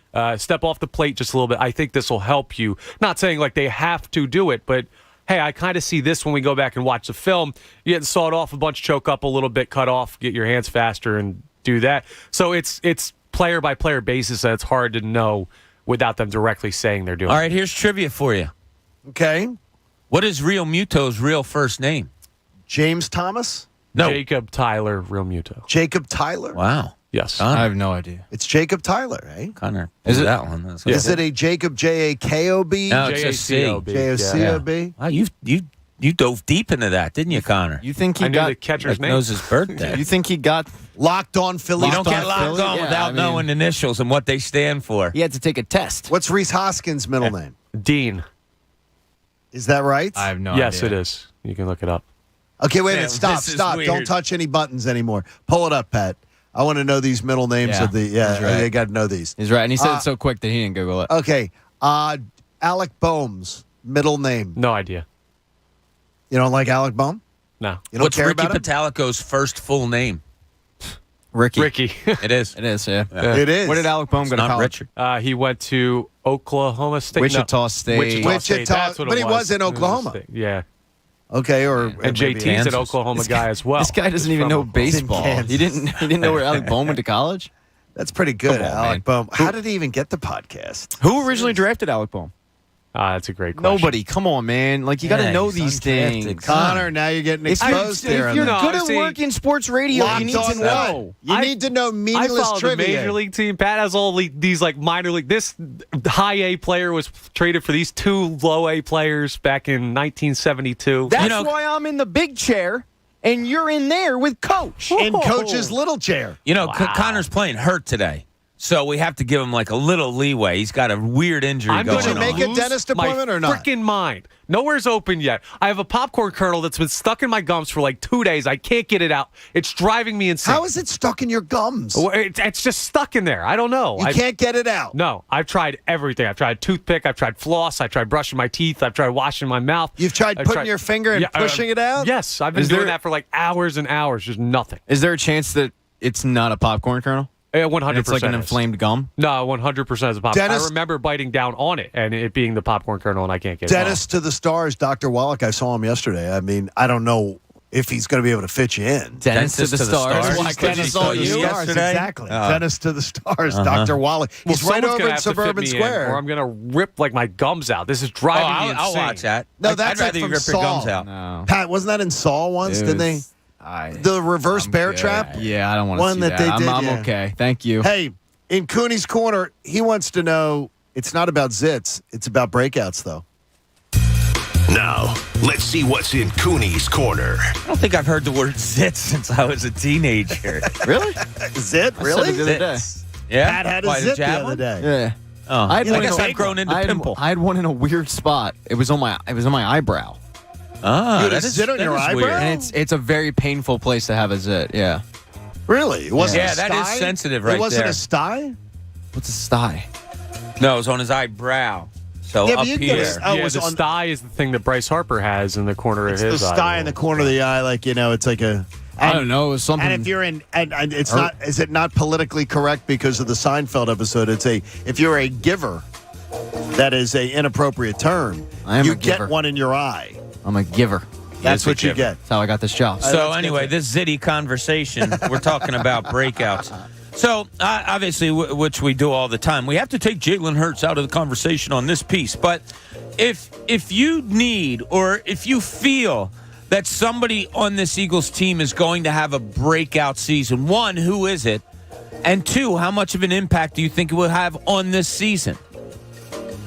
You can go offensive side of the ball, defensive side of the ball. Offense always relates back to the quarterback. So Hurts is going to have a say in it. But do you feel like there's somebody, and I don't know if it's want or need, but do you feel like you want somebody to have a breakout season, or this team needs somebody to have a breakout season? And who do you think it's going to be? And do you think it's really going to happen? It's a loaded question, Pat. That's what they call that, a loaded question. I'm going to tell you, it's to me, it's Miles Sanders. And I think that the spectacular offensive line, the improved attention on the Eagles' wide receiving core, it's either got to be him or Goddard that has the huge breakout year. What's one huge of those for two. a Miles Sanders season? Are you talking? I'm talking 1,200 yards. I'm talking combined yards, 1,600 yards, 1,500 yards combined. Okay. That's a big year for him, and I think it's going to be. And I do believe he's going to put together a huge year, barring injury, but there's always going to be that. Now, let me ask you something. How much do you think the Eagles need that? Majorly. Really? Yeah, because anything that makes them rely on the arm of Jalen Hurts, I think is not going to work. If you have to rely on him, they're falling. I still believe this year you're falling behind by 10, 14, even with the wide receiving core. I'm not counting on it being something where he can pick people apart. You got somebody, Pat? Davion Taylor was the first name that came to mind. That's not bad. But as far as impact, I don't think he's going to have this world beater type impact. I just think he's going to be a guy that flashes where you go okay, at least they have something. They have a player. He did that a little bit last year, and unfortunately he got injured. But it's at a key position that they desperately need. I think we're putting a little too much on Nakobe Dean because he's a rookie coming in. And you're expecting him to be that guy. But Davion Taylor, this is his third year now. And they let Alex Singleton go, who was kind of the safety blanket. That's interesting you just said that. The expectations on Nakobe Dean and what you expect from him. Maybe I'm different than all you guys. I don't really expect much from him. I hope that there's something there and that we see something that surprises me. But as far as expectations on him, I really don't have any.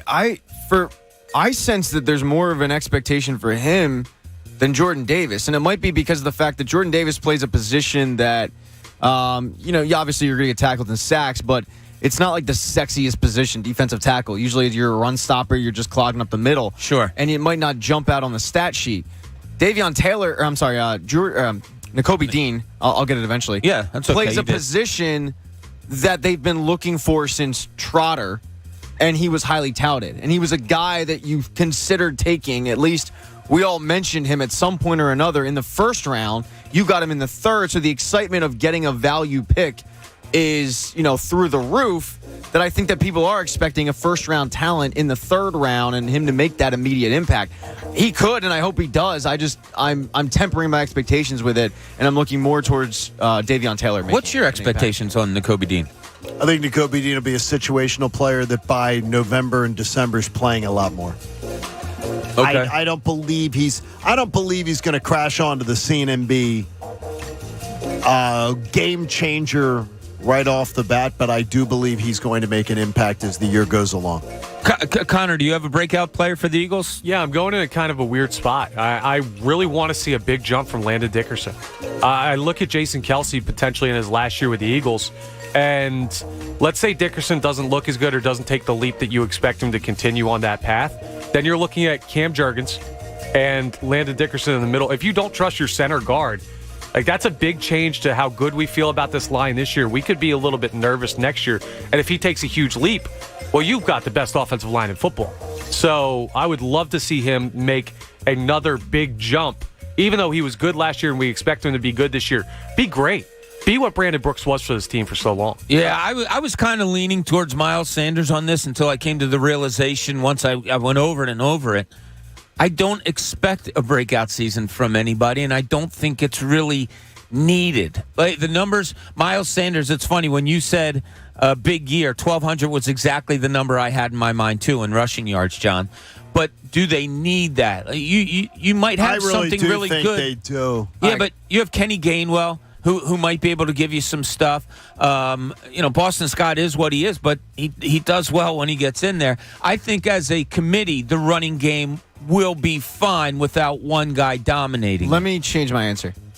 Jack Driscoll. That's not a bad one because either. Not only do they need that stability at the right guard position with Brandon Brooks out, but I think he's a player. And I think that him getting that garbage time in Doug Peterson's last year, which was his rookie year, is going to do a lot for him this upcoming year when he jumps into the starter position.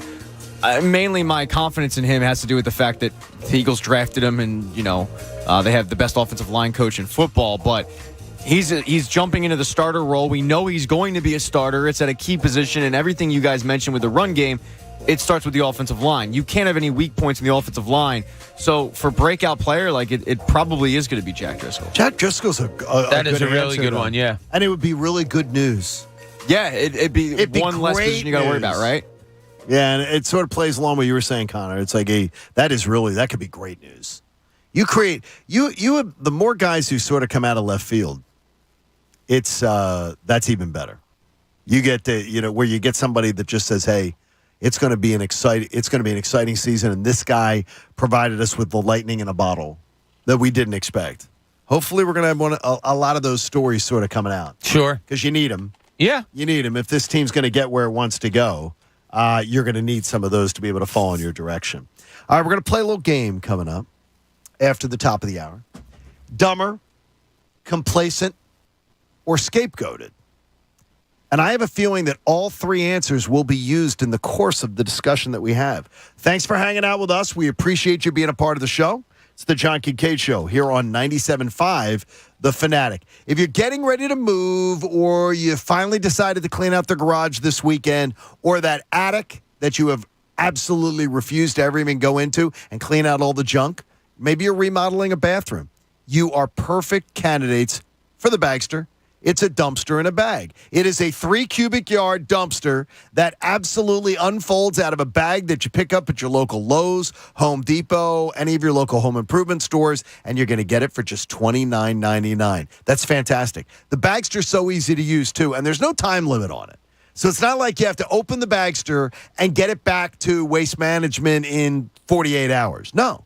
The Bagster is on your timetable. So whatever your cleanup plans are, you're cleaning out the garage, doing remodeling or whatever, the Bagster will take it on. You go buy it, you fill it up, and then you schedule your collection, and it is done. You will absolutely love it. This is so simple, and it's on your timeline with no time limits. So go to Bagster.com to find the store nearest you that sells you the Bagster. And then, would you get cleaning up the place, please? It's John Kincaid telling you, clean it up with the Bagster. It's a dumpster in a bag. The John Kincaid Show. Oh, geez, look at the butt on that. Yeah, he must work out. On 97.5 The Fanatic, Philadelphia. When it comes to cybersecurity, the biggest threats don't always strike the biggest targets. Almost half of all cyber attacks target small businesses. So help protect yours with Comcast Business Security Edge. It's advanced security that continuously scans for threats and helps protect every connected device. The choice is clear.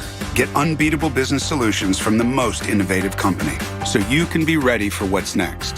Comcast Business, powering possibilities. There's never been a better time to get gig speed internet and advanced security from Comcast Business. And now, for a limited time only, get 3 months on us. Call 1-800-501-6000 or go to ComcastBusiness.com today to learn more. And 6/22/2022. Restrictions apply. New Comcast Business 1 gigabit internet security edge. 1 voice line and Connection Pro customers only. 3-year contract required. 3 months on us after prepaid card redemption. Most innovative based on American Business 2021 Gold Stevie Award. TrackPhone wants to know, are you an influencer, a big live streamer? No? Then guess what? You don't need an endless data plan. Get just the right amount of data with TrackPhone's new $40 unlimited talk and text smartphone plan. Now with 8 gigs of high-speed data and unlimited carryover on America's largest, most dependable network, now with 5G. Get the data you need at the price you want. TrackPhone Wireless. Now you're in control. Available at major retailers. 5G compatible device required. Actual availability, coverage, and speed may vary. See terms and conditions at trackphone.com. Finding great candidates to hire can be like, well, trying to find a needle in a haystack. But not with ZipRecruiter. Its powerful technology actively finds and invites qualified candidates to apply to your job. So while other companies might deliver a lot of hay, ZipRecruiter finds you the needle in the haystack. See why 4 out of 5 employers who post a job on ZipRecruiter get a quality candidate within the first day. Try ZipRecruiter for free at ZipRecruiter.com/free. That's ZipRecruiter.com/free. Summer can be such an overwhelming, crazy time when you've got a college-bound student like we do at the Kincade household, but we went to collegeav.com, and you should too. Paying for your students' tuition, housing, supplies, and all can be overwhelming, but not with College Ave. You see all the loan options in action with their student loan calculator. You can get an instant credit decision and your rate, and you can apply in only 3 minutes. Build a private student loan that keeps pace with your family's budget and your goals, more importantly, for your students' future. Go now to collegeav.com. A better student loan experience. If you have a small business, Staples has your sign. Banners for my bakery? Staples has your sign. Oh, posters for my new pet store. Floor decals for a pharmacy. Every day, Staples associates help every kind of small business create bold signs to make big impressions. And now get $10 off custom signs, banners, and posters when you spend $50 or more. This is your sign, so print it big at Staples. N72. Visit staplesconnect.com/thisisyoursign for details. They say summer is all about taking it easy. Thanks to Fred Beans Expressway, we've made it easy to purchase your vehicle online on your time. Find the pre-owned vehicle for you during the Fred Beans Better Summer Used Car Sales Event. Shop over 1,500 quality used cars, trucks, and SUVs at your leisure. Our goal is to hit 100% credit approval, and our 5-day return, 30-day exchange policy is a breath of fresh air. As Fred himself always says, our used cars are better because our reputation depends on it. See how Fred Beans does used better at fredbeansused.com. Hi, I'm Peter. I'm Emma. And our deck is TimberTech. I'm the practical one in the family. And I'm the designer. We chose TimberTech because I wanted a great design. And I wanted low maintenance. We love our TimberTech deck because it looks just like real wood. And it's easy to maintain. I don't have to worry about the kids running around. TimberTech was really the best of both worlds for us. Order your free samples at TimberTech.com. Beasley Media's Philadelphia digital division continues to grow, and we're looking for qualified candidates. To see the full job description and qualifications for our digital sales strategist, ad operations, and digital sales coordinator positions, go to 97.5thefanatic.com/now hiring. Positions are full-time and include benefits. Please deliver your resume and cover letter to digitalphilly@bbgi.com. Beasley Media Group, LLC is an equal opportunity employer. Hey, guys, go yard all June long with $5 Dinger Tuesdays on FanDuel Sportsbook in partnership with Valley Forge. This season, all customers will get $5 for every home run hit by both teams when you place a $25 two-hit-a-home run wager on Tuesday MLB games. And the best part about Dinger Tuesdays is, even if your bet loses, FanDuel will pay you $5 for every home run. Go to Texas tonight, people. Watch those Phillies. I'm telling you right now, Nick Castellanos is going to hit a home run tonight. Boom, there's one. I think Kyle Schwarber gets you another one. Boom, there you go. And look, the local kid, Mike Trout, he's been on kind of a tear lately. Maybe you want to throw some money on him. So what are you waiting for? Pick your home run hitter and turn big swings into big wins. There's no better place to bet America's pastime than on America's #1 sportsbook. So head on over to your FanDuel account or download the FanDuel Sportsbook app and sign up using promo code Bob. That's promo code Bob. 21 plus and present in Pennsylvania. Bonus issued as non-withdrawable site credit that expires in 7 days. Max bonus $25. Restrictions apply. See full terms at sportsbook.fanduel.com. If you have a gambling problem, call 1-800-GAMBLER. WPEN Burlington, Philadelphia, a Beasley Media Group station, home of the most entertaining sports talk in Philadelphia. 97.5 The Fanatic, Philadelphia. Now, back to the John Kincaid Show. You know we really like you when you listen on the radio, but we love you a little bit extra when you take us with you after your ride on the 97.5 app. On 97.5 The Fanatic, Philadelphia.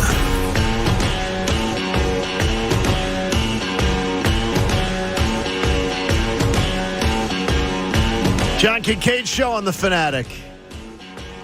We look forward to having you be a part of the show today. Tell your family, tell your friends. Listen in as often as possible.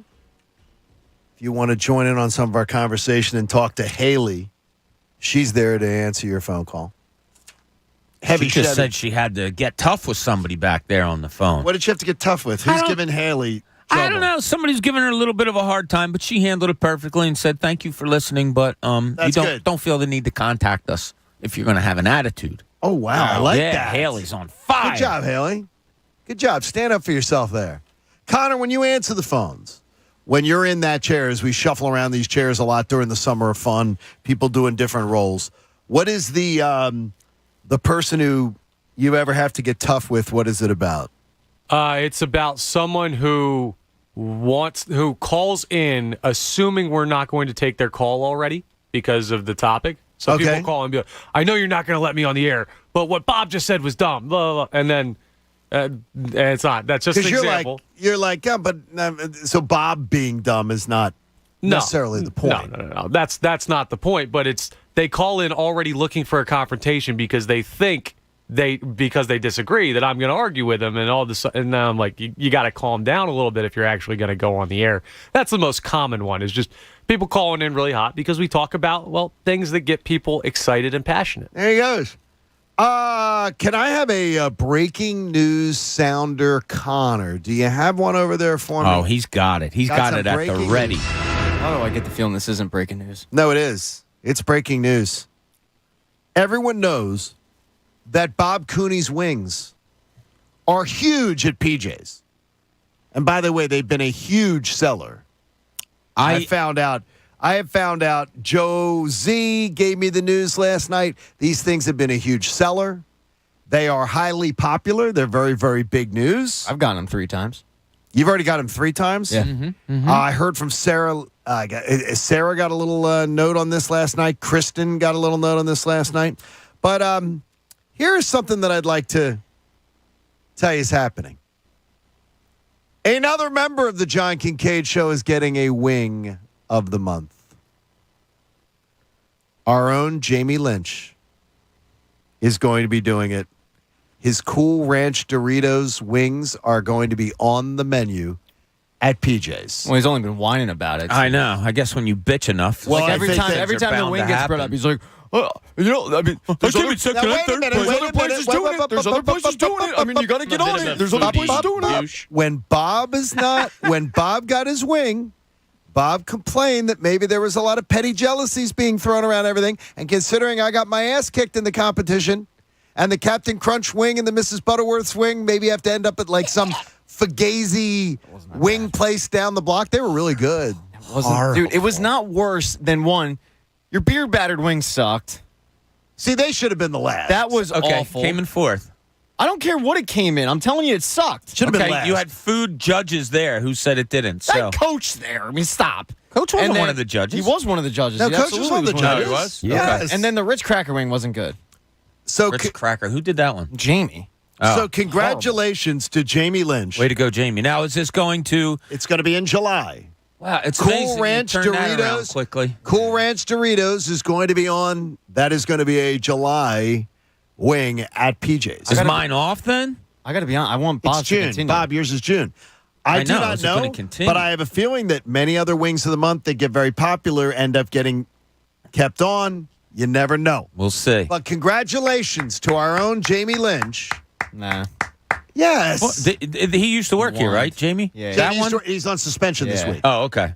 And It's not going to say the John Kincaid show's Jamie Lynch. It's going to say free agent to be Jamie Lynch. It should be, but congratulations to Jamie. Radio personality. On that great radio personality. Our 8 a.m. hour, by the way, is brought to you by our friends at Martin Law, the law firm for injured workers. Visit paworkinjury.com. I want to play a little game with you guys. I like games.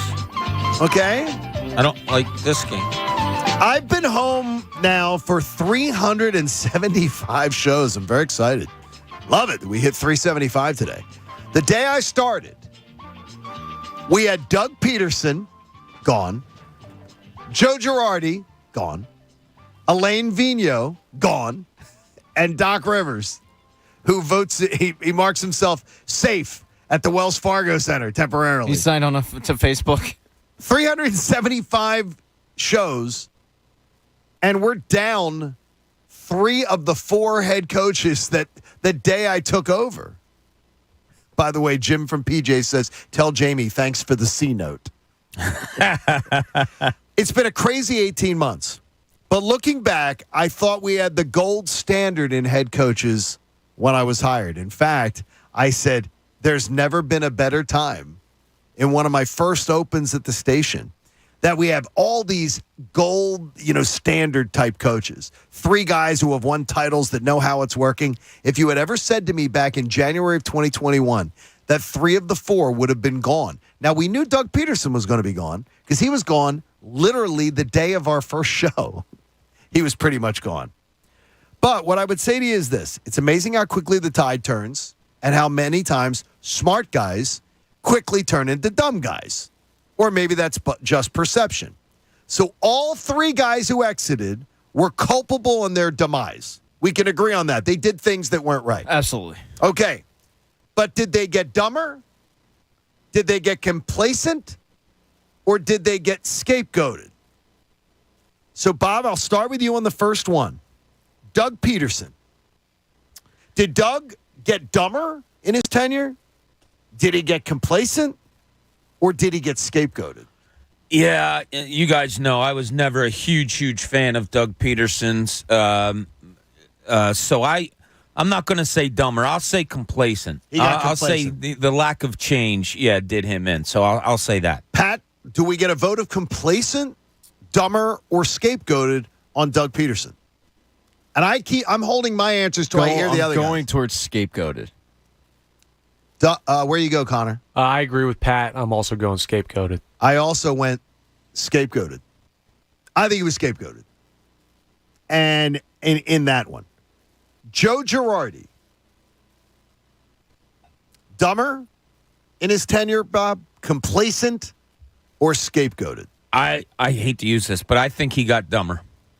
I think he got managed dumber than I thought he was going to, yes. Pat, where'd you go? Tough for me to say dumber because I wonder if he was ever that smart. So in a way, I just think we got bamboozled. But because of the fact there's 3 options, I'll go with dumber. Okay. You're going dumber. But I don't know if he ever really knew how to manage. Where do you go, Connor? He tried to put a guy in the game that wasn't on the roster. I'm going to go dumber. That is dumber. I go complacent. In my mind, Joe Girardi got complacent. He was, this is the way I always do things. This is the way I believe in them. And he would argue it till he was blue in the face. So I think of that as being a complacent one. Elaine Vigneault. Dumber, complacent, scapegoated. I'm going to lean towards scapegoated because he just didn't have any players to play with. I mean, that defense was just horrible that he had, and I just don't think he had the players. But so I'll lean mostly towards scapegoated. Yes, Pat. From what I've been told about Elaine, complacent. Yeah, for some reason, I feel like it's complacency. I don't really have a lot of data to back that up. That's just kind of the feeling I got with that team. I think Elaine Vigneault, I go also complacent. That I think this is how I do things, and it's worked. And you sometimes have to just literally, we talk about it on this show all the time, you got to break eggs. You got to try stuff. I don't believe he was trying stuff, like trying different things than he was comfortable with. No. And I may be wrong on that. No, I don't think he handled really much well in Philly. I mean, throwing a 22-year-old goalie under the bus that was dealing with some stuff. I know that didn't go over too well in the locker room. He had problems teaching on the fly because he didn't have practice. He gets practice back, and nothing really improved. Nothing really changed. I like Elaine, too, but, it got complacent.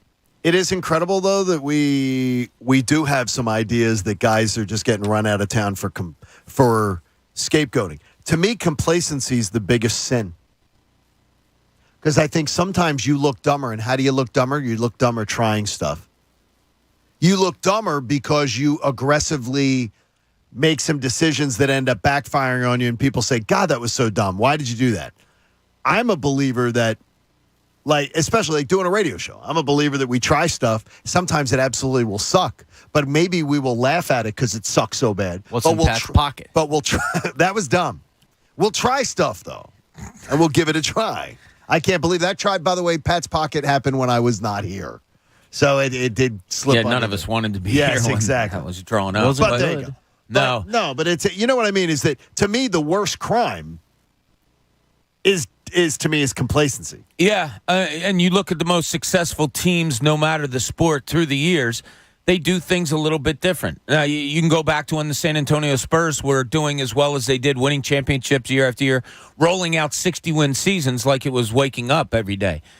They decided to rest superstars during a season.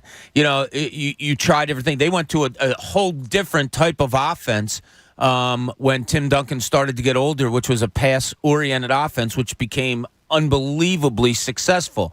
I think all the great coaches don't let complacency sink into their organization. I think somehow, some way, you always look to change things up. Yeah, because dumber to me is dumber. You can look dumber being aggressive. Why did you make that choice? You know what I mean? Whereas complacency to me, there's no excuse for it. No, I mean, towards the end, Doug Peterson's aggressiveness was dumb. I mean, Doug Peterson was put in a little bit of a tough spot because when he's going for it on 4th and 6, it's one of those, well, if you get it, oh, that's awesome. And then if you don't get it, yeah, what an idiot. But I thought the whole going for 2 crap just got to me with Doug. He was being aggressive. And I think it sometimes put them in a hole being too aggressive when they didn't need to. Yeah. But I also will applaud trying something over saying, well, this is how we've always done it. I hate that term. So. Yeah, I can't stand that either, especially when it comes to sports. Concerning Doug Peterson, what kind of run do you think he's going to have in Jacksonville? And I think he's going to be Jacksonville's most successful coach ever. Well, no, Tom Coughlin lasted 6 years. Pretty good. And he went to Tom Coughlin went to 2 AFC title games. How about he's going to be better than every other coach than Tom Coughlin, and then we'll see what happens. Wow. Every other coach they've ever had. I mean, well, they haven't had many good ones. 25, right? Like it was 25 years. I mean, it was Tom 27 Coughlin, years. Jack Del Rio had. I mean, he never should have gotten the leash that he got. He was terrible. Right. And then after that, they Doug Marrone for a little bit. Doug Marrone. So I mean, they haven't had luck. It's a low bar, is my point, but I do think he'll be successful. Do you? There's not a lot of pressure there. He's already got his quarterback that he doesn't have to worry about, and that's a no doubt about our quarterback too. It's not like what we have here in Philadelphia. Is he the guy? Is he not? Trevor Lawrence is the guy. It's just a matter of surrounding him with weapons and drafting well, and that's going to be Doug's biggest concern. I think Trevor Lawrence is going to be a monster. We were having a conversation about this the other day, and I was thinking it. Doug Peterson, will he go down as one of the worst Super Bowl winning coaches of all time? If he fails with Trevor Lawrence. Brian Billick. No, I know. There's a short list, and I said one of the. There's a lot of guys that won Super Bowls that you're like, wow, how did they win a Super Bowl as a head coach? And Jamie would put John Gruden at the top of that list. I absolutely would put Gruden. I mean, it's an oxymoron, though. I mean, it's a Super Bowl. Yeah. At the end of the day, I don't care if my coach is Tweedledee and his offensive coordinator is Tweedledum, and as long as you get the Lombardi Trophy, whatever. Yeah, you must have been pushing some buttons. Kid at Harvard, I'm still proud of him. There you let's go. Somebody finishes dead last in Harvard Med School. They call him a doctor. Yeah, good point. C's get degrees. Are you saying that too? Absolutely. Hey, Staples stores are a new world of possible. They've got innovative tools for small business, remote workers, and learners. Explore more at your local Staples store or visit staplesconnect.com. All right. I'm going to say that we miss Bob when he's away. But one of the things we do miss is the Cooney's column. Let's turn the page and find out what's in Cooney's column. I'm not sure the reason why. Perhaps pandemic carryover, maybe just a lack of talent. But the NBA draft, which is just 2 days away, hasn't garnered the type of excitement here in Philly and perhaps nationally that it has in years past. I think we all can remember the days when you could name the players you projected to go in the top 5 or 10 or maybe even 15. Maybe you can still do that this year. And if you can, God bless you. But I think I'd be correct if I said you were in the minority among sports fans if you can do that. But why is it? I still love watching college basketball, and I do it quite often. But names don't stick the way they used to. I'd love to have a reason as to say why, but I just don't. Perhaps I watch the game differently now, with more emphasis on team rather than individuals. But that's certainly not the way the NBA teams watch it, and that has to include the 76ers. So what are they going to do with the 23rd pick? While needing so much help in every facet of the game. Does it really matter if you have a coach that is hugely reluctant on using young players anyway? There's so many questions for me surrounding this draft and this 76ers team, but very few answers. I do know this. Whatever the team decides to do, I think we are all on the same page with this thinking. Please, Daryl Morey and Elton Brand, get an athletic wing who attacks the rim, can play some D, and can knock down jump shots with some type of consistency. That's not complicated, no matter who or what you know or don't know about the players in this draft. I think the simplicity of it is right there for the Sixers. As much as they need, that's it. Like, you got to go out and get some athletes on this team because you are so bereft of that. There's nothing here athletic-wise. Nothing. And is that a philosophy error with Elton Brand, who is the longest-standing, I guess, person involved in player selection and player acquisition? It could be. I would find that hard to believe. You got this, this kid B-Ball Paul, who's an athletic, big man behind Joel Embiid. Okay, but is it your reluctance to develop him or whatever? I don't know, but he's not going to beat guys off the dribble. He's not going to hit consistently. It's a shame. What I just described, the absolute model of that is Mikal Bridges. Absolute model of it. Long, attacks the rim, hits jump shots, plays defense. You had it. You had everything that you really need right now in one player, and you drafted him, and you got rid of him for a guy that you thought was going to be all of a sudden 4 inches taller and a Kawhi Leonard lookalike, which not even in the league anymore. Not even in the league anymore. Was playing a big man. I scoffed at it on the day they did it they said, wait, you got a big. He's 6'3", playing a big man. Like, what are you drafting here? What are you doing? There has to be a long athletic, and there's 1,000 names out there. But they got enamored with that. Like, Zaire Smith athleticism, they got enamored with the fact that in college he played the 5 and all that crap. And, like, at times it's a detriment. It's absolutely a detriment. And they saw this unicorn in Zaire Smith, and it burned them when, the bird in the hand was worth way more than the 2 in the bush in terms of Zaire Smith and the first-round pick. We don't have bird in the hand 2 in the bush references as much as we should. No, we really don't. That was good. But thank you. That's like the oldest thing you've ever said, Pat. I've said way older than that. That's an old thing. Watching these playoffs, though, you just have an abundance of guys that can do, again, what I described. And that's guys that attack or rim. Guys that can hit open jumpers. Guys that are just, when they're on the floor, they're noticeable. And that's the complaint we have about Tobias Harris sometimes. James Harden, we had it this year. Like, where did he go?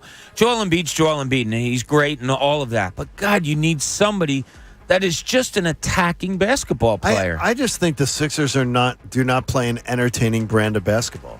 Well, it goes back to... It's not entertaining. When they're winning, I'm entertained. Yeah. Yeah, I mean, it's great when your team wins, but to me, they are not...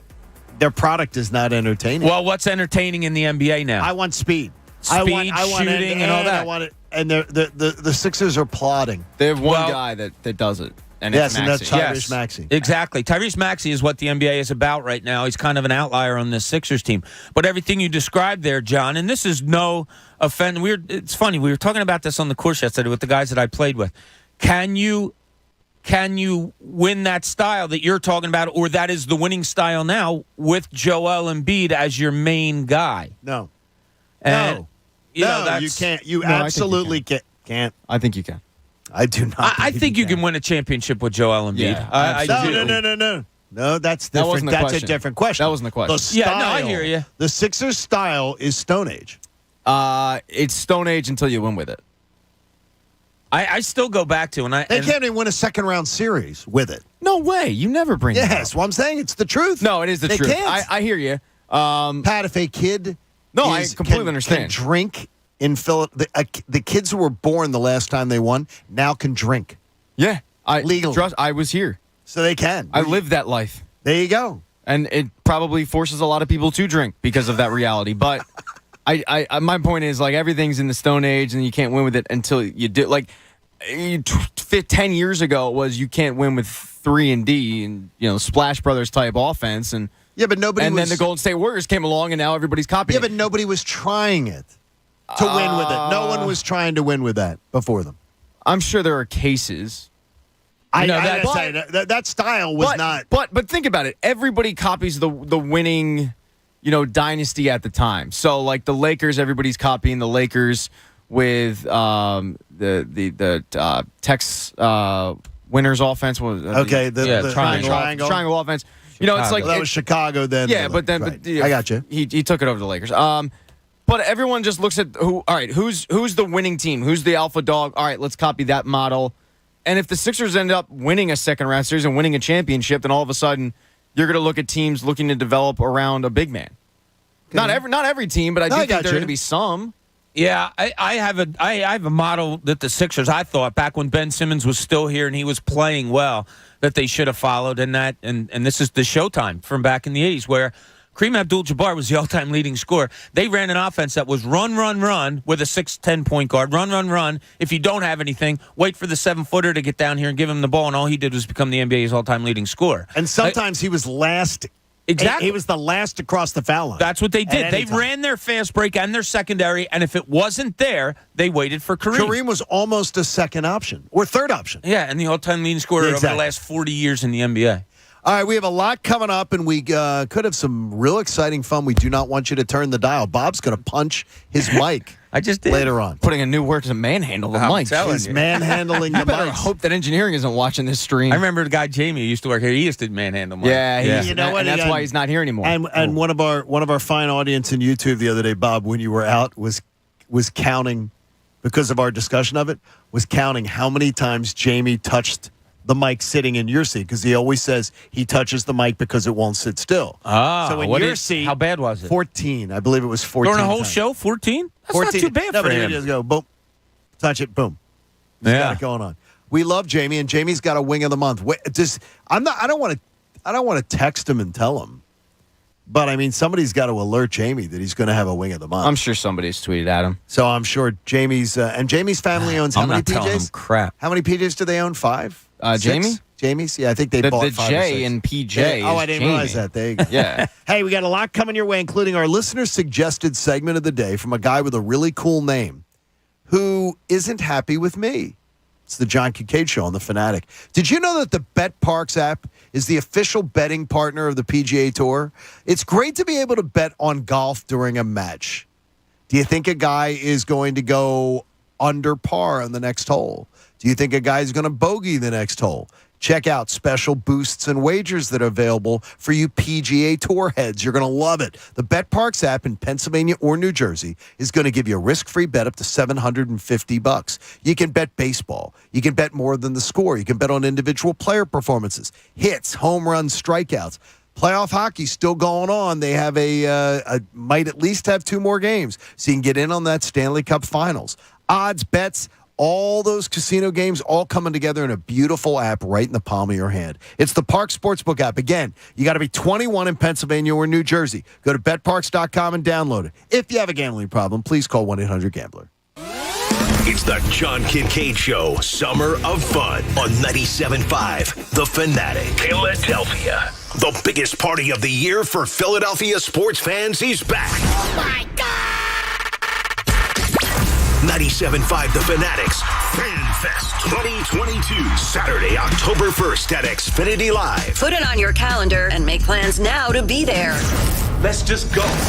All of The Fanatic hosts celebrity guests, interactive activities, and attractions. And lots of food and drinks. 97.5 The Fanatic's Fan Fest 2022. Saturday, October 1st at Xfinity Live. The countdown is on. This is a free event, but you will need a ticket to attend. Keep listening for ticket giveaways, ticket rate information, and more special announcements. Must be 21 or older to attend. 97.5 The Fanatic's Fan Fest 2022.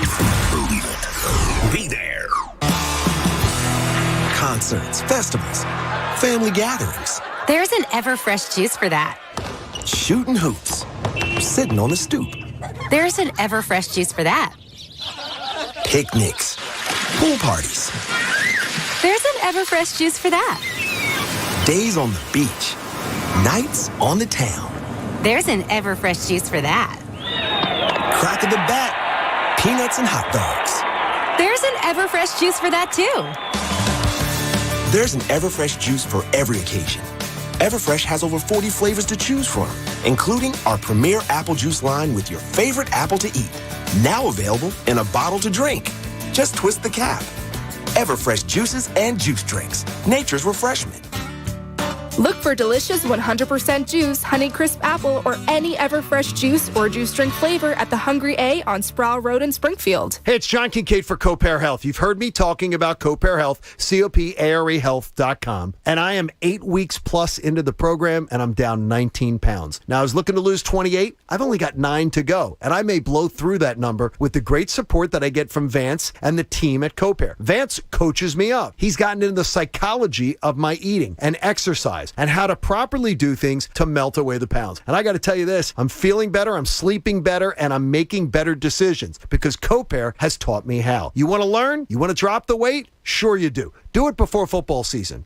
Go to CoPair Health, COPAREhealth.com. And I don't want you to wait any longer. CoPair is making June Men's Month. So for the rest of the month, mention John Kincaid, 97.5 The Fanatic, and CoPair will give you your first week free. You will love it. And it's free for a week. Call CoPair now at 215-948-4648 or go to CoPairHealth.com, COPAREhealth.com. You're going to feel better. You're going to live better with CoPair. Hey, Dad? Cool if I change this? They may not get each other's music, but they can both get a COVID-19 booster shot. Because the CDC recommends booster shots for people 12 years and older after completion of a primary series. Schedule an appointment as soon as you are eligible. Sponsored by BioNTech and Pfizer. Whether you're working in an office or remote, Staples has your tech. New AirPods so I can turn up the music and tune out distractions. Staples has your tech. A Wi-Fi extender for faster downloads? A portable keyboard so I can work from anywhere. Staples has you covered with tech solutions and accessories, from the latest laptops to networking solutions. And now Apple AirPods Pro are just $199. You save $50. The latest tech solutions are at Staples, the working and learning store. N625 limit 2 while supplies last. Ray Magliozzi here for eBay Motors. You're driving along and some nimrod cuts you off. You hit the horn. Jeez, it sounds like a goose in distress. Time to head over to eBay Motors. They have horns for every make and model, not to mention horn pads, steering wheels, wiring, and more. 122 million parts. You can even go for an upgrade. Looks like Mr. Cutoff Man needs a new seat cover. Try eBay Motors, pal. Get the right parts at the right prices. eBay Motors. Let's ride. Yeah. It's Coach Ice-T. Who's ready to spin?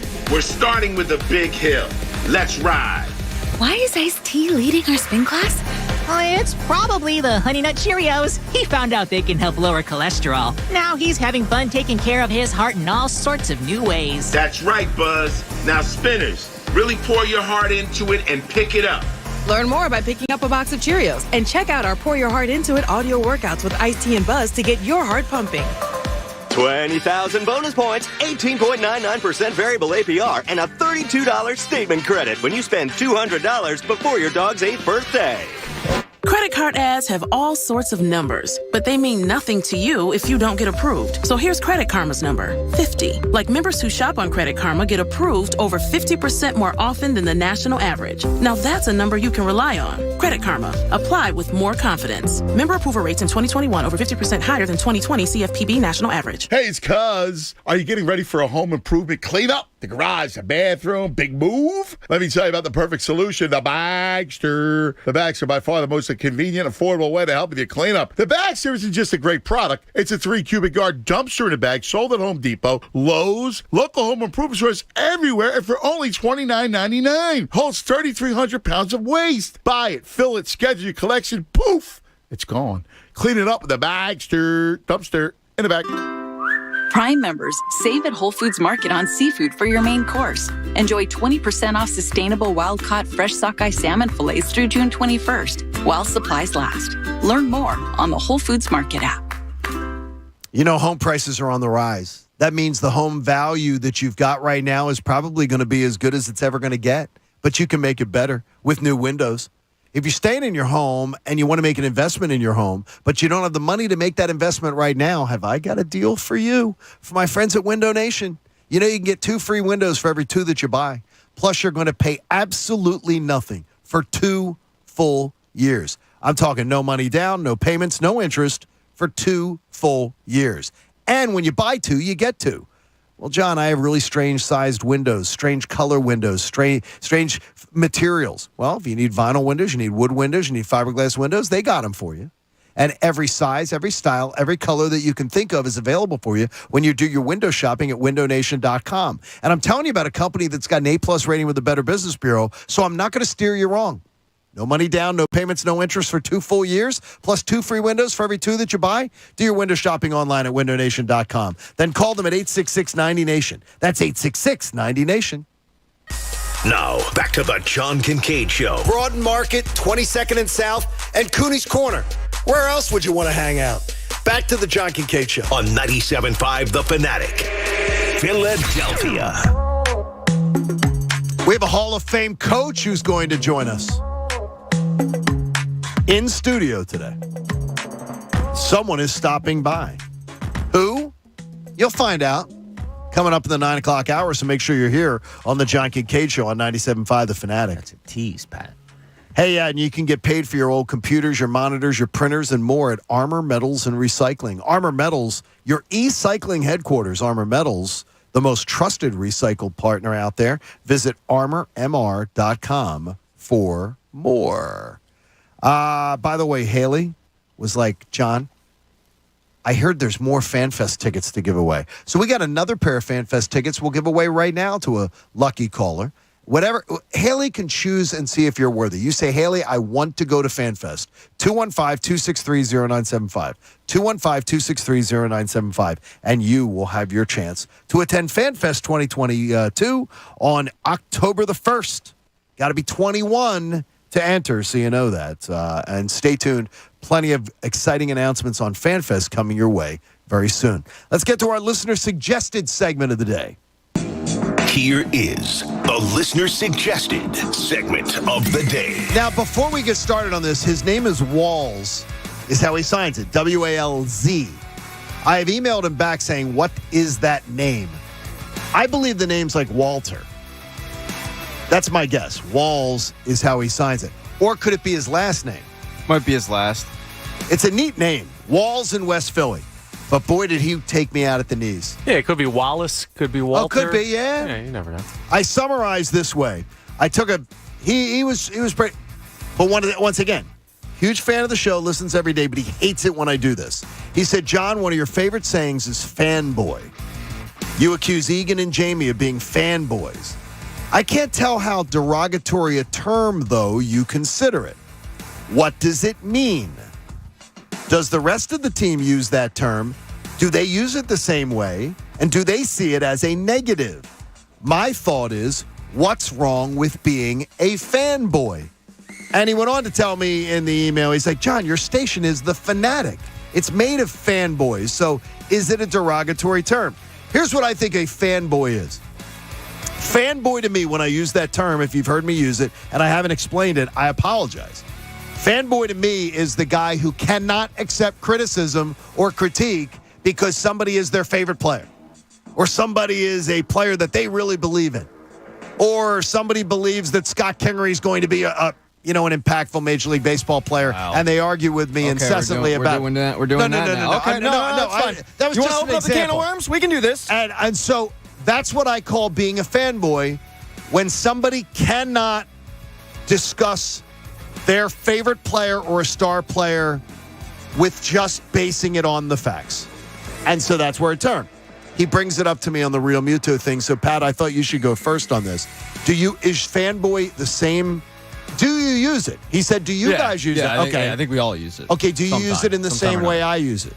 Does the term mean the same thing to you? A little bit. Yeah, pretty much. And I don't think it's derogatory. It can be used in a derogatory way, for sure. When I call you or Jamie a fanboy for it, I guess that is using it in a derogatory fashion, because I'm sort of saying, guys, I'm mocking you by it. Yeah, and so trust me, we say way worse about you. Exactly. So it's fine. And you can't do those things on the air. Yeah, we can't. FCC regulations. So, no, I mean, it's whatever. A little bit. It is a little bit derogatory, but it's not like I'm going home and saying I can't work with this guy, get me off the show. No, That's why Jamie's off this week. And at times, you'll look back and go, yeah, I was blinded by Phillies colored glasses, Eagles colored glasses, whatever it is. Because, the reality is we are fans. We don't want to think that X, Y, and Z player are bad. Correct. We want to think that they're going to be good. I'd love for Jalen Hurts to prove me wrong and it be the worst case of revisionist history we've ever had. But a prime example of Fanboy was me saying Travis Fulgham 1,000 yards. I saw him be really productive for 5 weeks. So I make a proclamation on the air thinking no one's listening. But you never, though, argued the error of it. You didn't continue to double down defending you took it as it was stupid and you acknowledged that it was stupid. Yeah, after a while I don't consider that you have to punt. You have to punt after a while. It's like you can't down the hill, so I'm probably the one that uses Fanboy the least here. You use it the least. Do you even use it? I've never I've never heard you use it. Yeah. Do I consider it derogatory? Absolutely.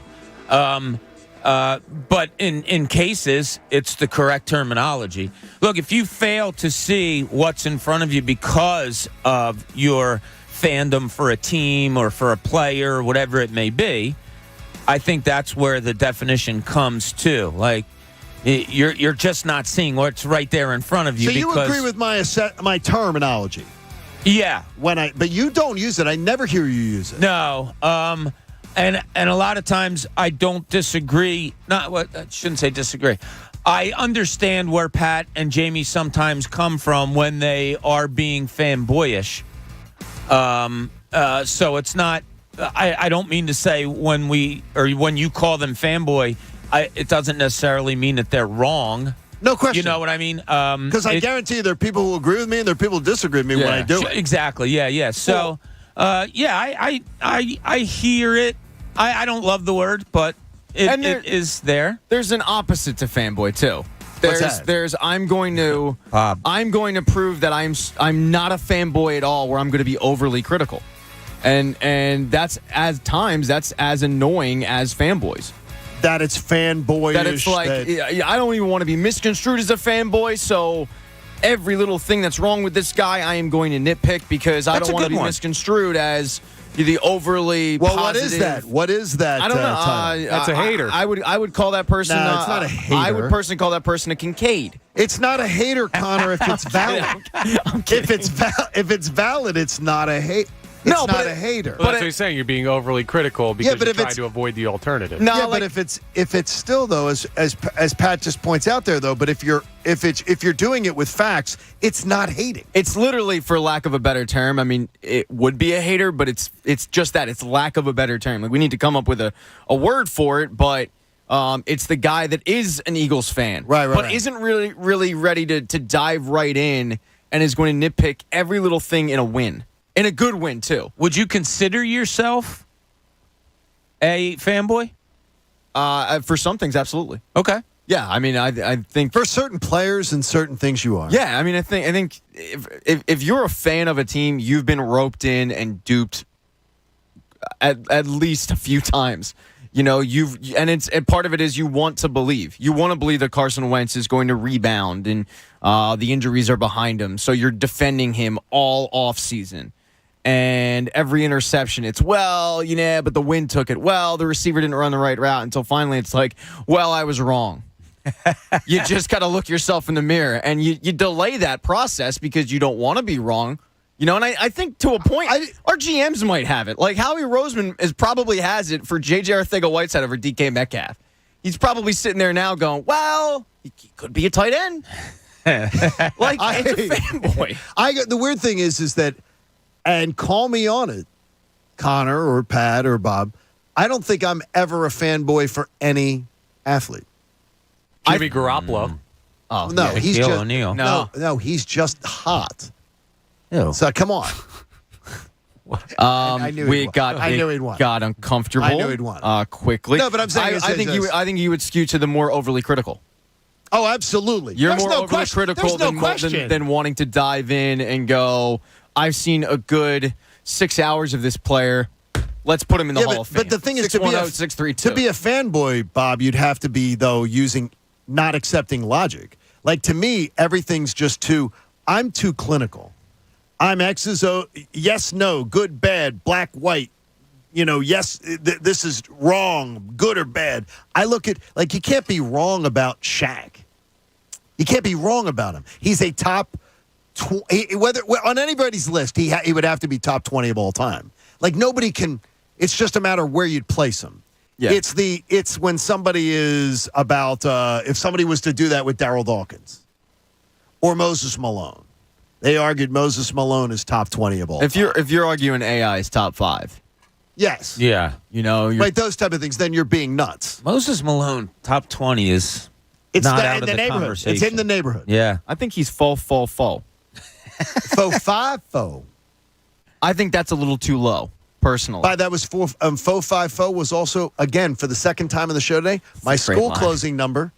That is the second time, yeah. It was my school closing number. But I think every group of friends probably has the guy that's a fanboy, and then they also have the guy that's overly critical. I think Jamie's the fanboy. Yeah. And I'm the one who's overly critical.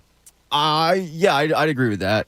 And then I'm in the middle, and Bob is way more even-keeled. But I think because I skew both But ways. I think Jamie skews more fanboy than I skew overly critical. I'm overly critical of Jalen Hurts, and I'm overly fanboyish of pick every Phillies prospect ever. Yeah, you're right. Jamie probably is the biggest fanboy.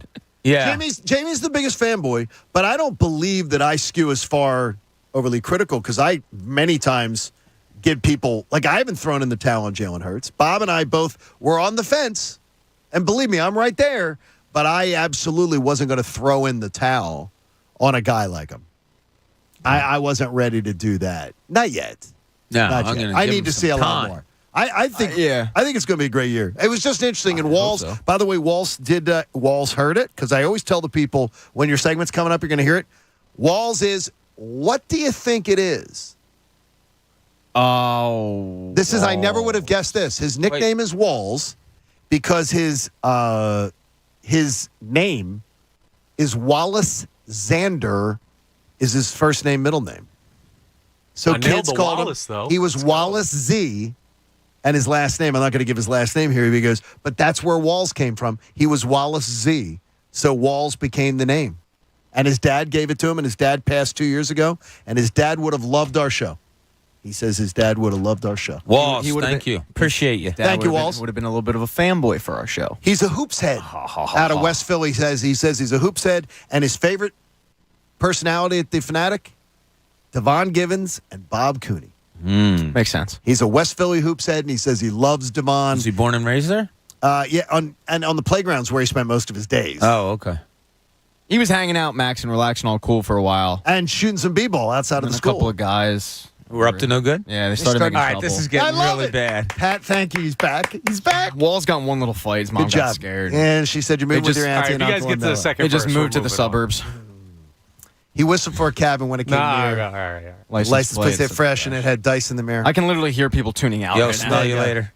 Hey, in Pat's point of view, Pat thinks that the Sixers should be all over a grown man. What? Yeah. This is Pat's point of view. Now, Jimmy Garoppolo being hot is one thing, Pat. Yeah. But you think the Sixers should be all over a grown man. It's steamy. It's getting Not that there's anything wrong with that. spicy in here. That's right. We got man-on-man action. All right, what is really it? awkward right now. PJ Tucker is opting out of his contract with the Heat. He's supposed to make $7.5 million, so he's getting a raise. He knows that in the NBA, if you're opting out, you're getting a bump up. Sixers should be all over PJ Tucker. PJ Tucker is literally what they thought Matisse Thybulle was going to turn into, and what Matisse Thybulle never did turn into. If you sign PJ Tucker, that makes Matisse Thybulle expendable to either get another player or a draft pick that you can use in a 3-team trade or an asset or something.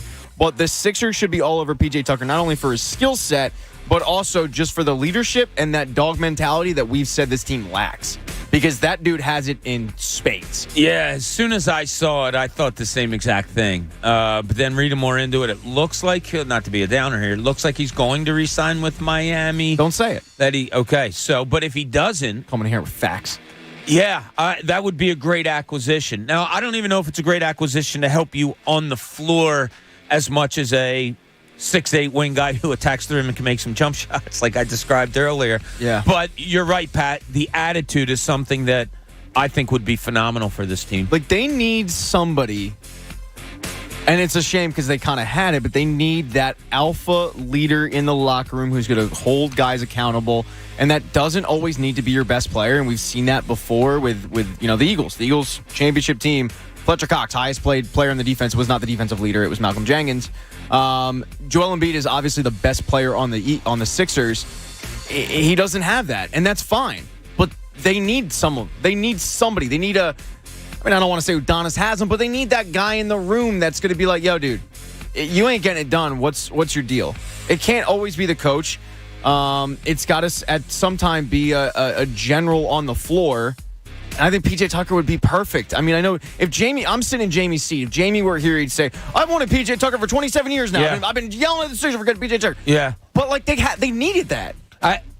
It's similar to what I said, I believe, a couple years ago. And Pat, you probably remember this.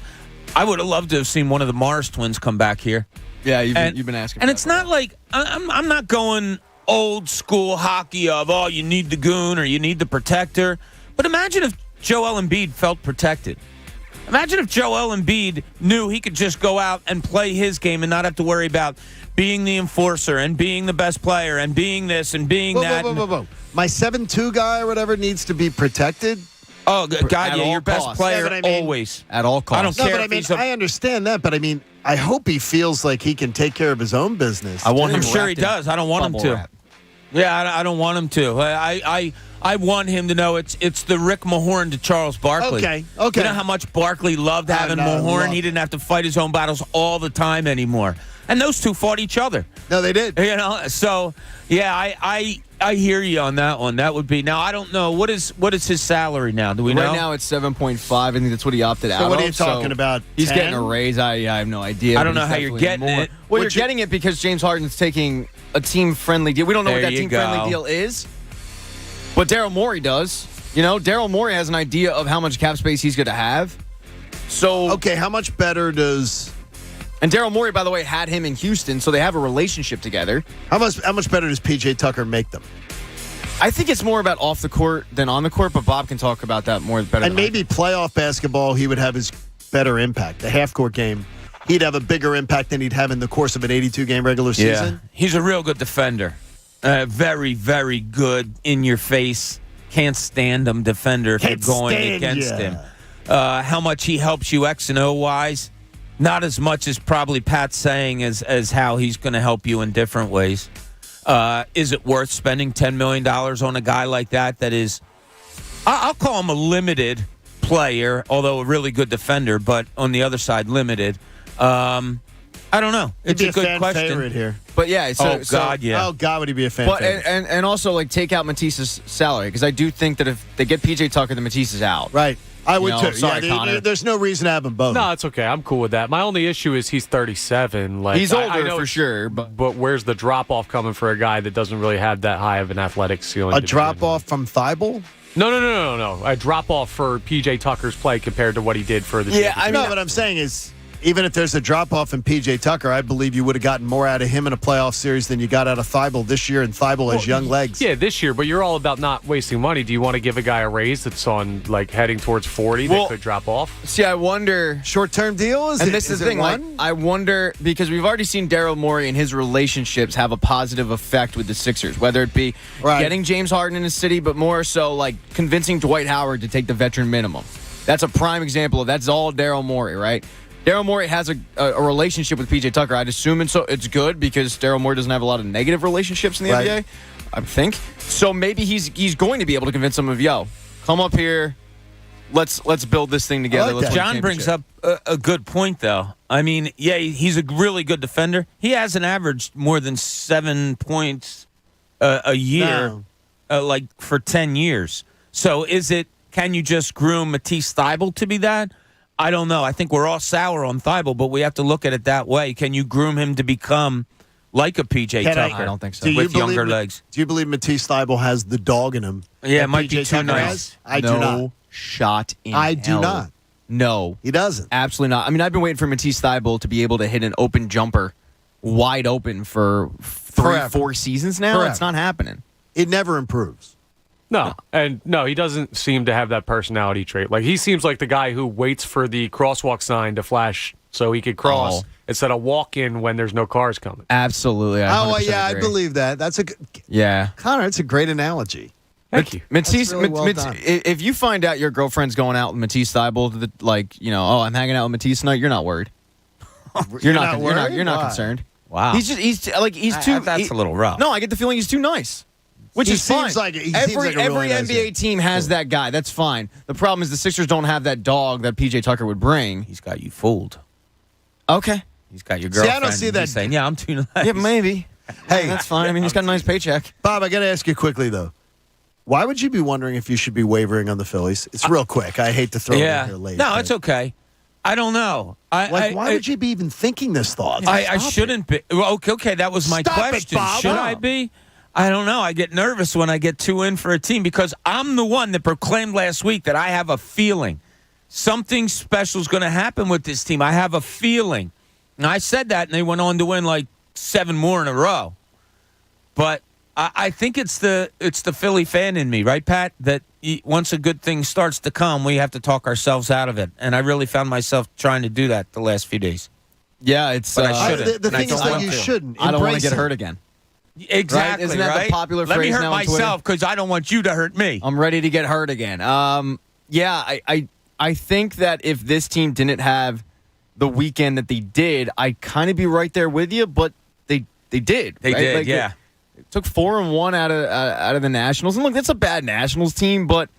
We talked about it last week. They played down to their opponents. They didn't do that this time. No, last week they didn't. And that was the big fear, was they were going to play down to their opponent, and, oh, God, Miami's coming in, and, Miami's not great, but they've always had problems. They didn't have problems with them. Okay. And they were able, not only were they able to win those games, but they were able to do it in a never say die attitude, whereas with Joe Girardi, it was a we can die today because there's tomorrow. That's what drove me nuts about Joe Girardi. It was always, well, we'll get after it tomorrow. Hey, why don't you just get after it today, jackass? Get after it today. Hey, we have a Hall of Fame coach who's going to stop on by. Who is it? Find out. 9 o'clock hour, the John Kincaid Show is coming your way next on 97.5 The Fanatic. Summer's a crazy time of year for college-bound families. And there's a ton of decisions that have to be made. They're picking courses. Liv's doing that right now. Housing, supplies, and more importantly, how's it all going to be paid for? We hear a lot about student loans nowadays. How about your student understands what their loan is going to be when they graduate before they take the loan? I know it's a strange concept, but do it with College Ave student loans. Go to collegeave.com and you can see all the loan options in action with their student loan calculator. So that way, when they get their degree, they don't say, I didn't know I was going to have to pay this back, because they've already figured it out in advance. They've been a part of the process. You sit down with your student and you go over it together. You get an instant credit decision and your rate, and you can apply in only 3 minutes. Build a private student loan that keeps pace with your family budget and your students' goals and what they're going to have to pay after college. College Ave student loans are awesome. CollegeAve.com, a better student loan experience. Take the stress out of how you're going to pay for it and understanding the process. Log on tonight or this weekend with your college-bound student and do it together. Find success, less stress. CollegeAve.com. Pay for school without the worry. That's CollegeAve.com. The John Kincaid Show. Sir, one more outburst, I will strangle you with my microphone wire. You understand me? On 97.5 The Fanatic, Philadelphia. June is National Men's Health Month. 97.5 The Fanatic and Iron Mountain Men's Health are committed to your well-being. Did you know sleep apnea occurs in about 25% of men compared to 10% of women? Having obstructive sleep apnea increases your risk of high blood pressure, strokes, and heart attacks. To help prevent sleep apnea, maintain a healthy weight, moderate alcohol consumption, and refrain from smoking. Stay tuned for more tips on how to live a long and healthy life, presented by Iron Mountain Men's Health. I'm Dr. Avidan Appel. Would it surprise you to hear that for every hour of quality sleep lost, your testosterone level decreases by a significant amount? If you're waking up in the morning feeling unrefreshed, fatigued, or tired, your testosterone levels need to be checked and could be low due to sleep apnea. Visit us online today at ironmountainmenshealth.com to schedule your free consultation with me, Dr. Avidan Appel, founder of Iron Mountain Men's Health. Iron Mountain Men's Health, the leader in men's health. Hi, I'm Patrick Fingles, owner of New Look Home Design, the roofing experts. When you hire someone to replace your roof, you want a detailed upfront estimate and an expert to get it done right the first time. At New Look, we provide clear line-by-line estimates paired with a 3D rendering of your roofing project. On average, we install one roof every hour, so you know our team has the expertise to manage your project. And we provide a lifetime warranty on every roof installed. Find out why over 40,000 homeowners have chosen New Look to do their roof. From now until June 30th, get 50% off all roofing materials and qualify for 12 months, no payments, no interest financing. At New Look, you can depend on our 20 years of roofing expertise, honest estimates, and guaranteed customer satisfaction. Call New Look today at 800-279-5300. That's 800-279-5300. NewLookHomeDesign.com. Hello, Discover here to explain our cash back match. Here's how it works. We give you cash back for using your Discover card on the things you were going to buy anyway. Then we match that cash back in your first year. And that's why we call it Cashback Match. Now to recap and say cashback one more time. We match all the cash back you've earned at the end of your first year automatically. Discover. Exceptionally common sense. Learn more at discover.com/match. Limitations apply. Hey, Dad? Cool if I change this? They may not get each other's music, but they can both get a COVID-19 booster shot. Because the CDC recommends booster shots for people 12 years and older after completion of a primary series. Schedule an appointment as soon as you are eligible. Sponsored by BioNTech and Pfizer. Get in the zone, AutoZone. Welcome to AutoZone. What are you working on today? Starting trouble. No one likes that. We'll get you set up for some stronger starts. You might just need a fresh charge, and we'll take care of that free of charge. But if it is time for a new battery, we've got replacement batteries that'll fit your needs, starting at just $69.99. You can learn more about our battery selection at AutoZone.com. That's what makes us America's #1 battery destination. Get in the zone, AutoZone. Claim based on data from the NPD Group 2021. For the first time in 25 years, the Doobie Brothers, Tom Johnston, Michael McDonald, Pat Simmons, and John McPhee, 50th Anniversary Tour.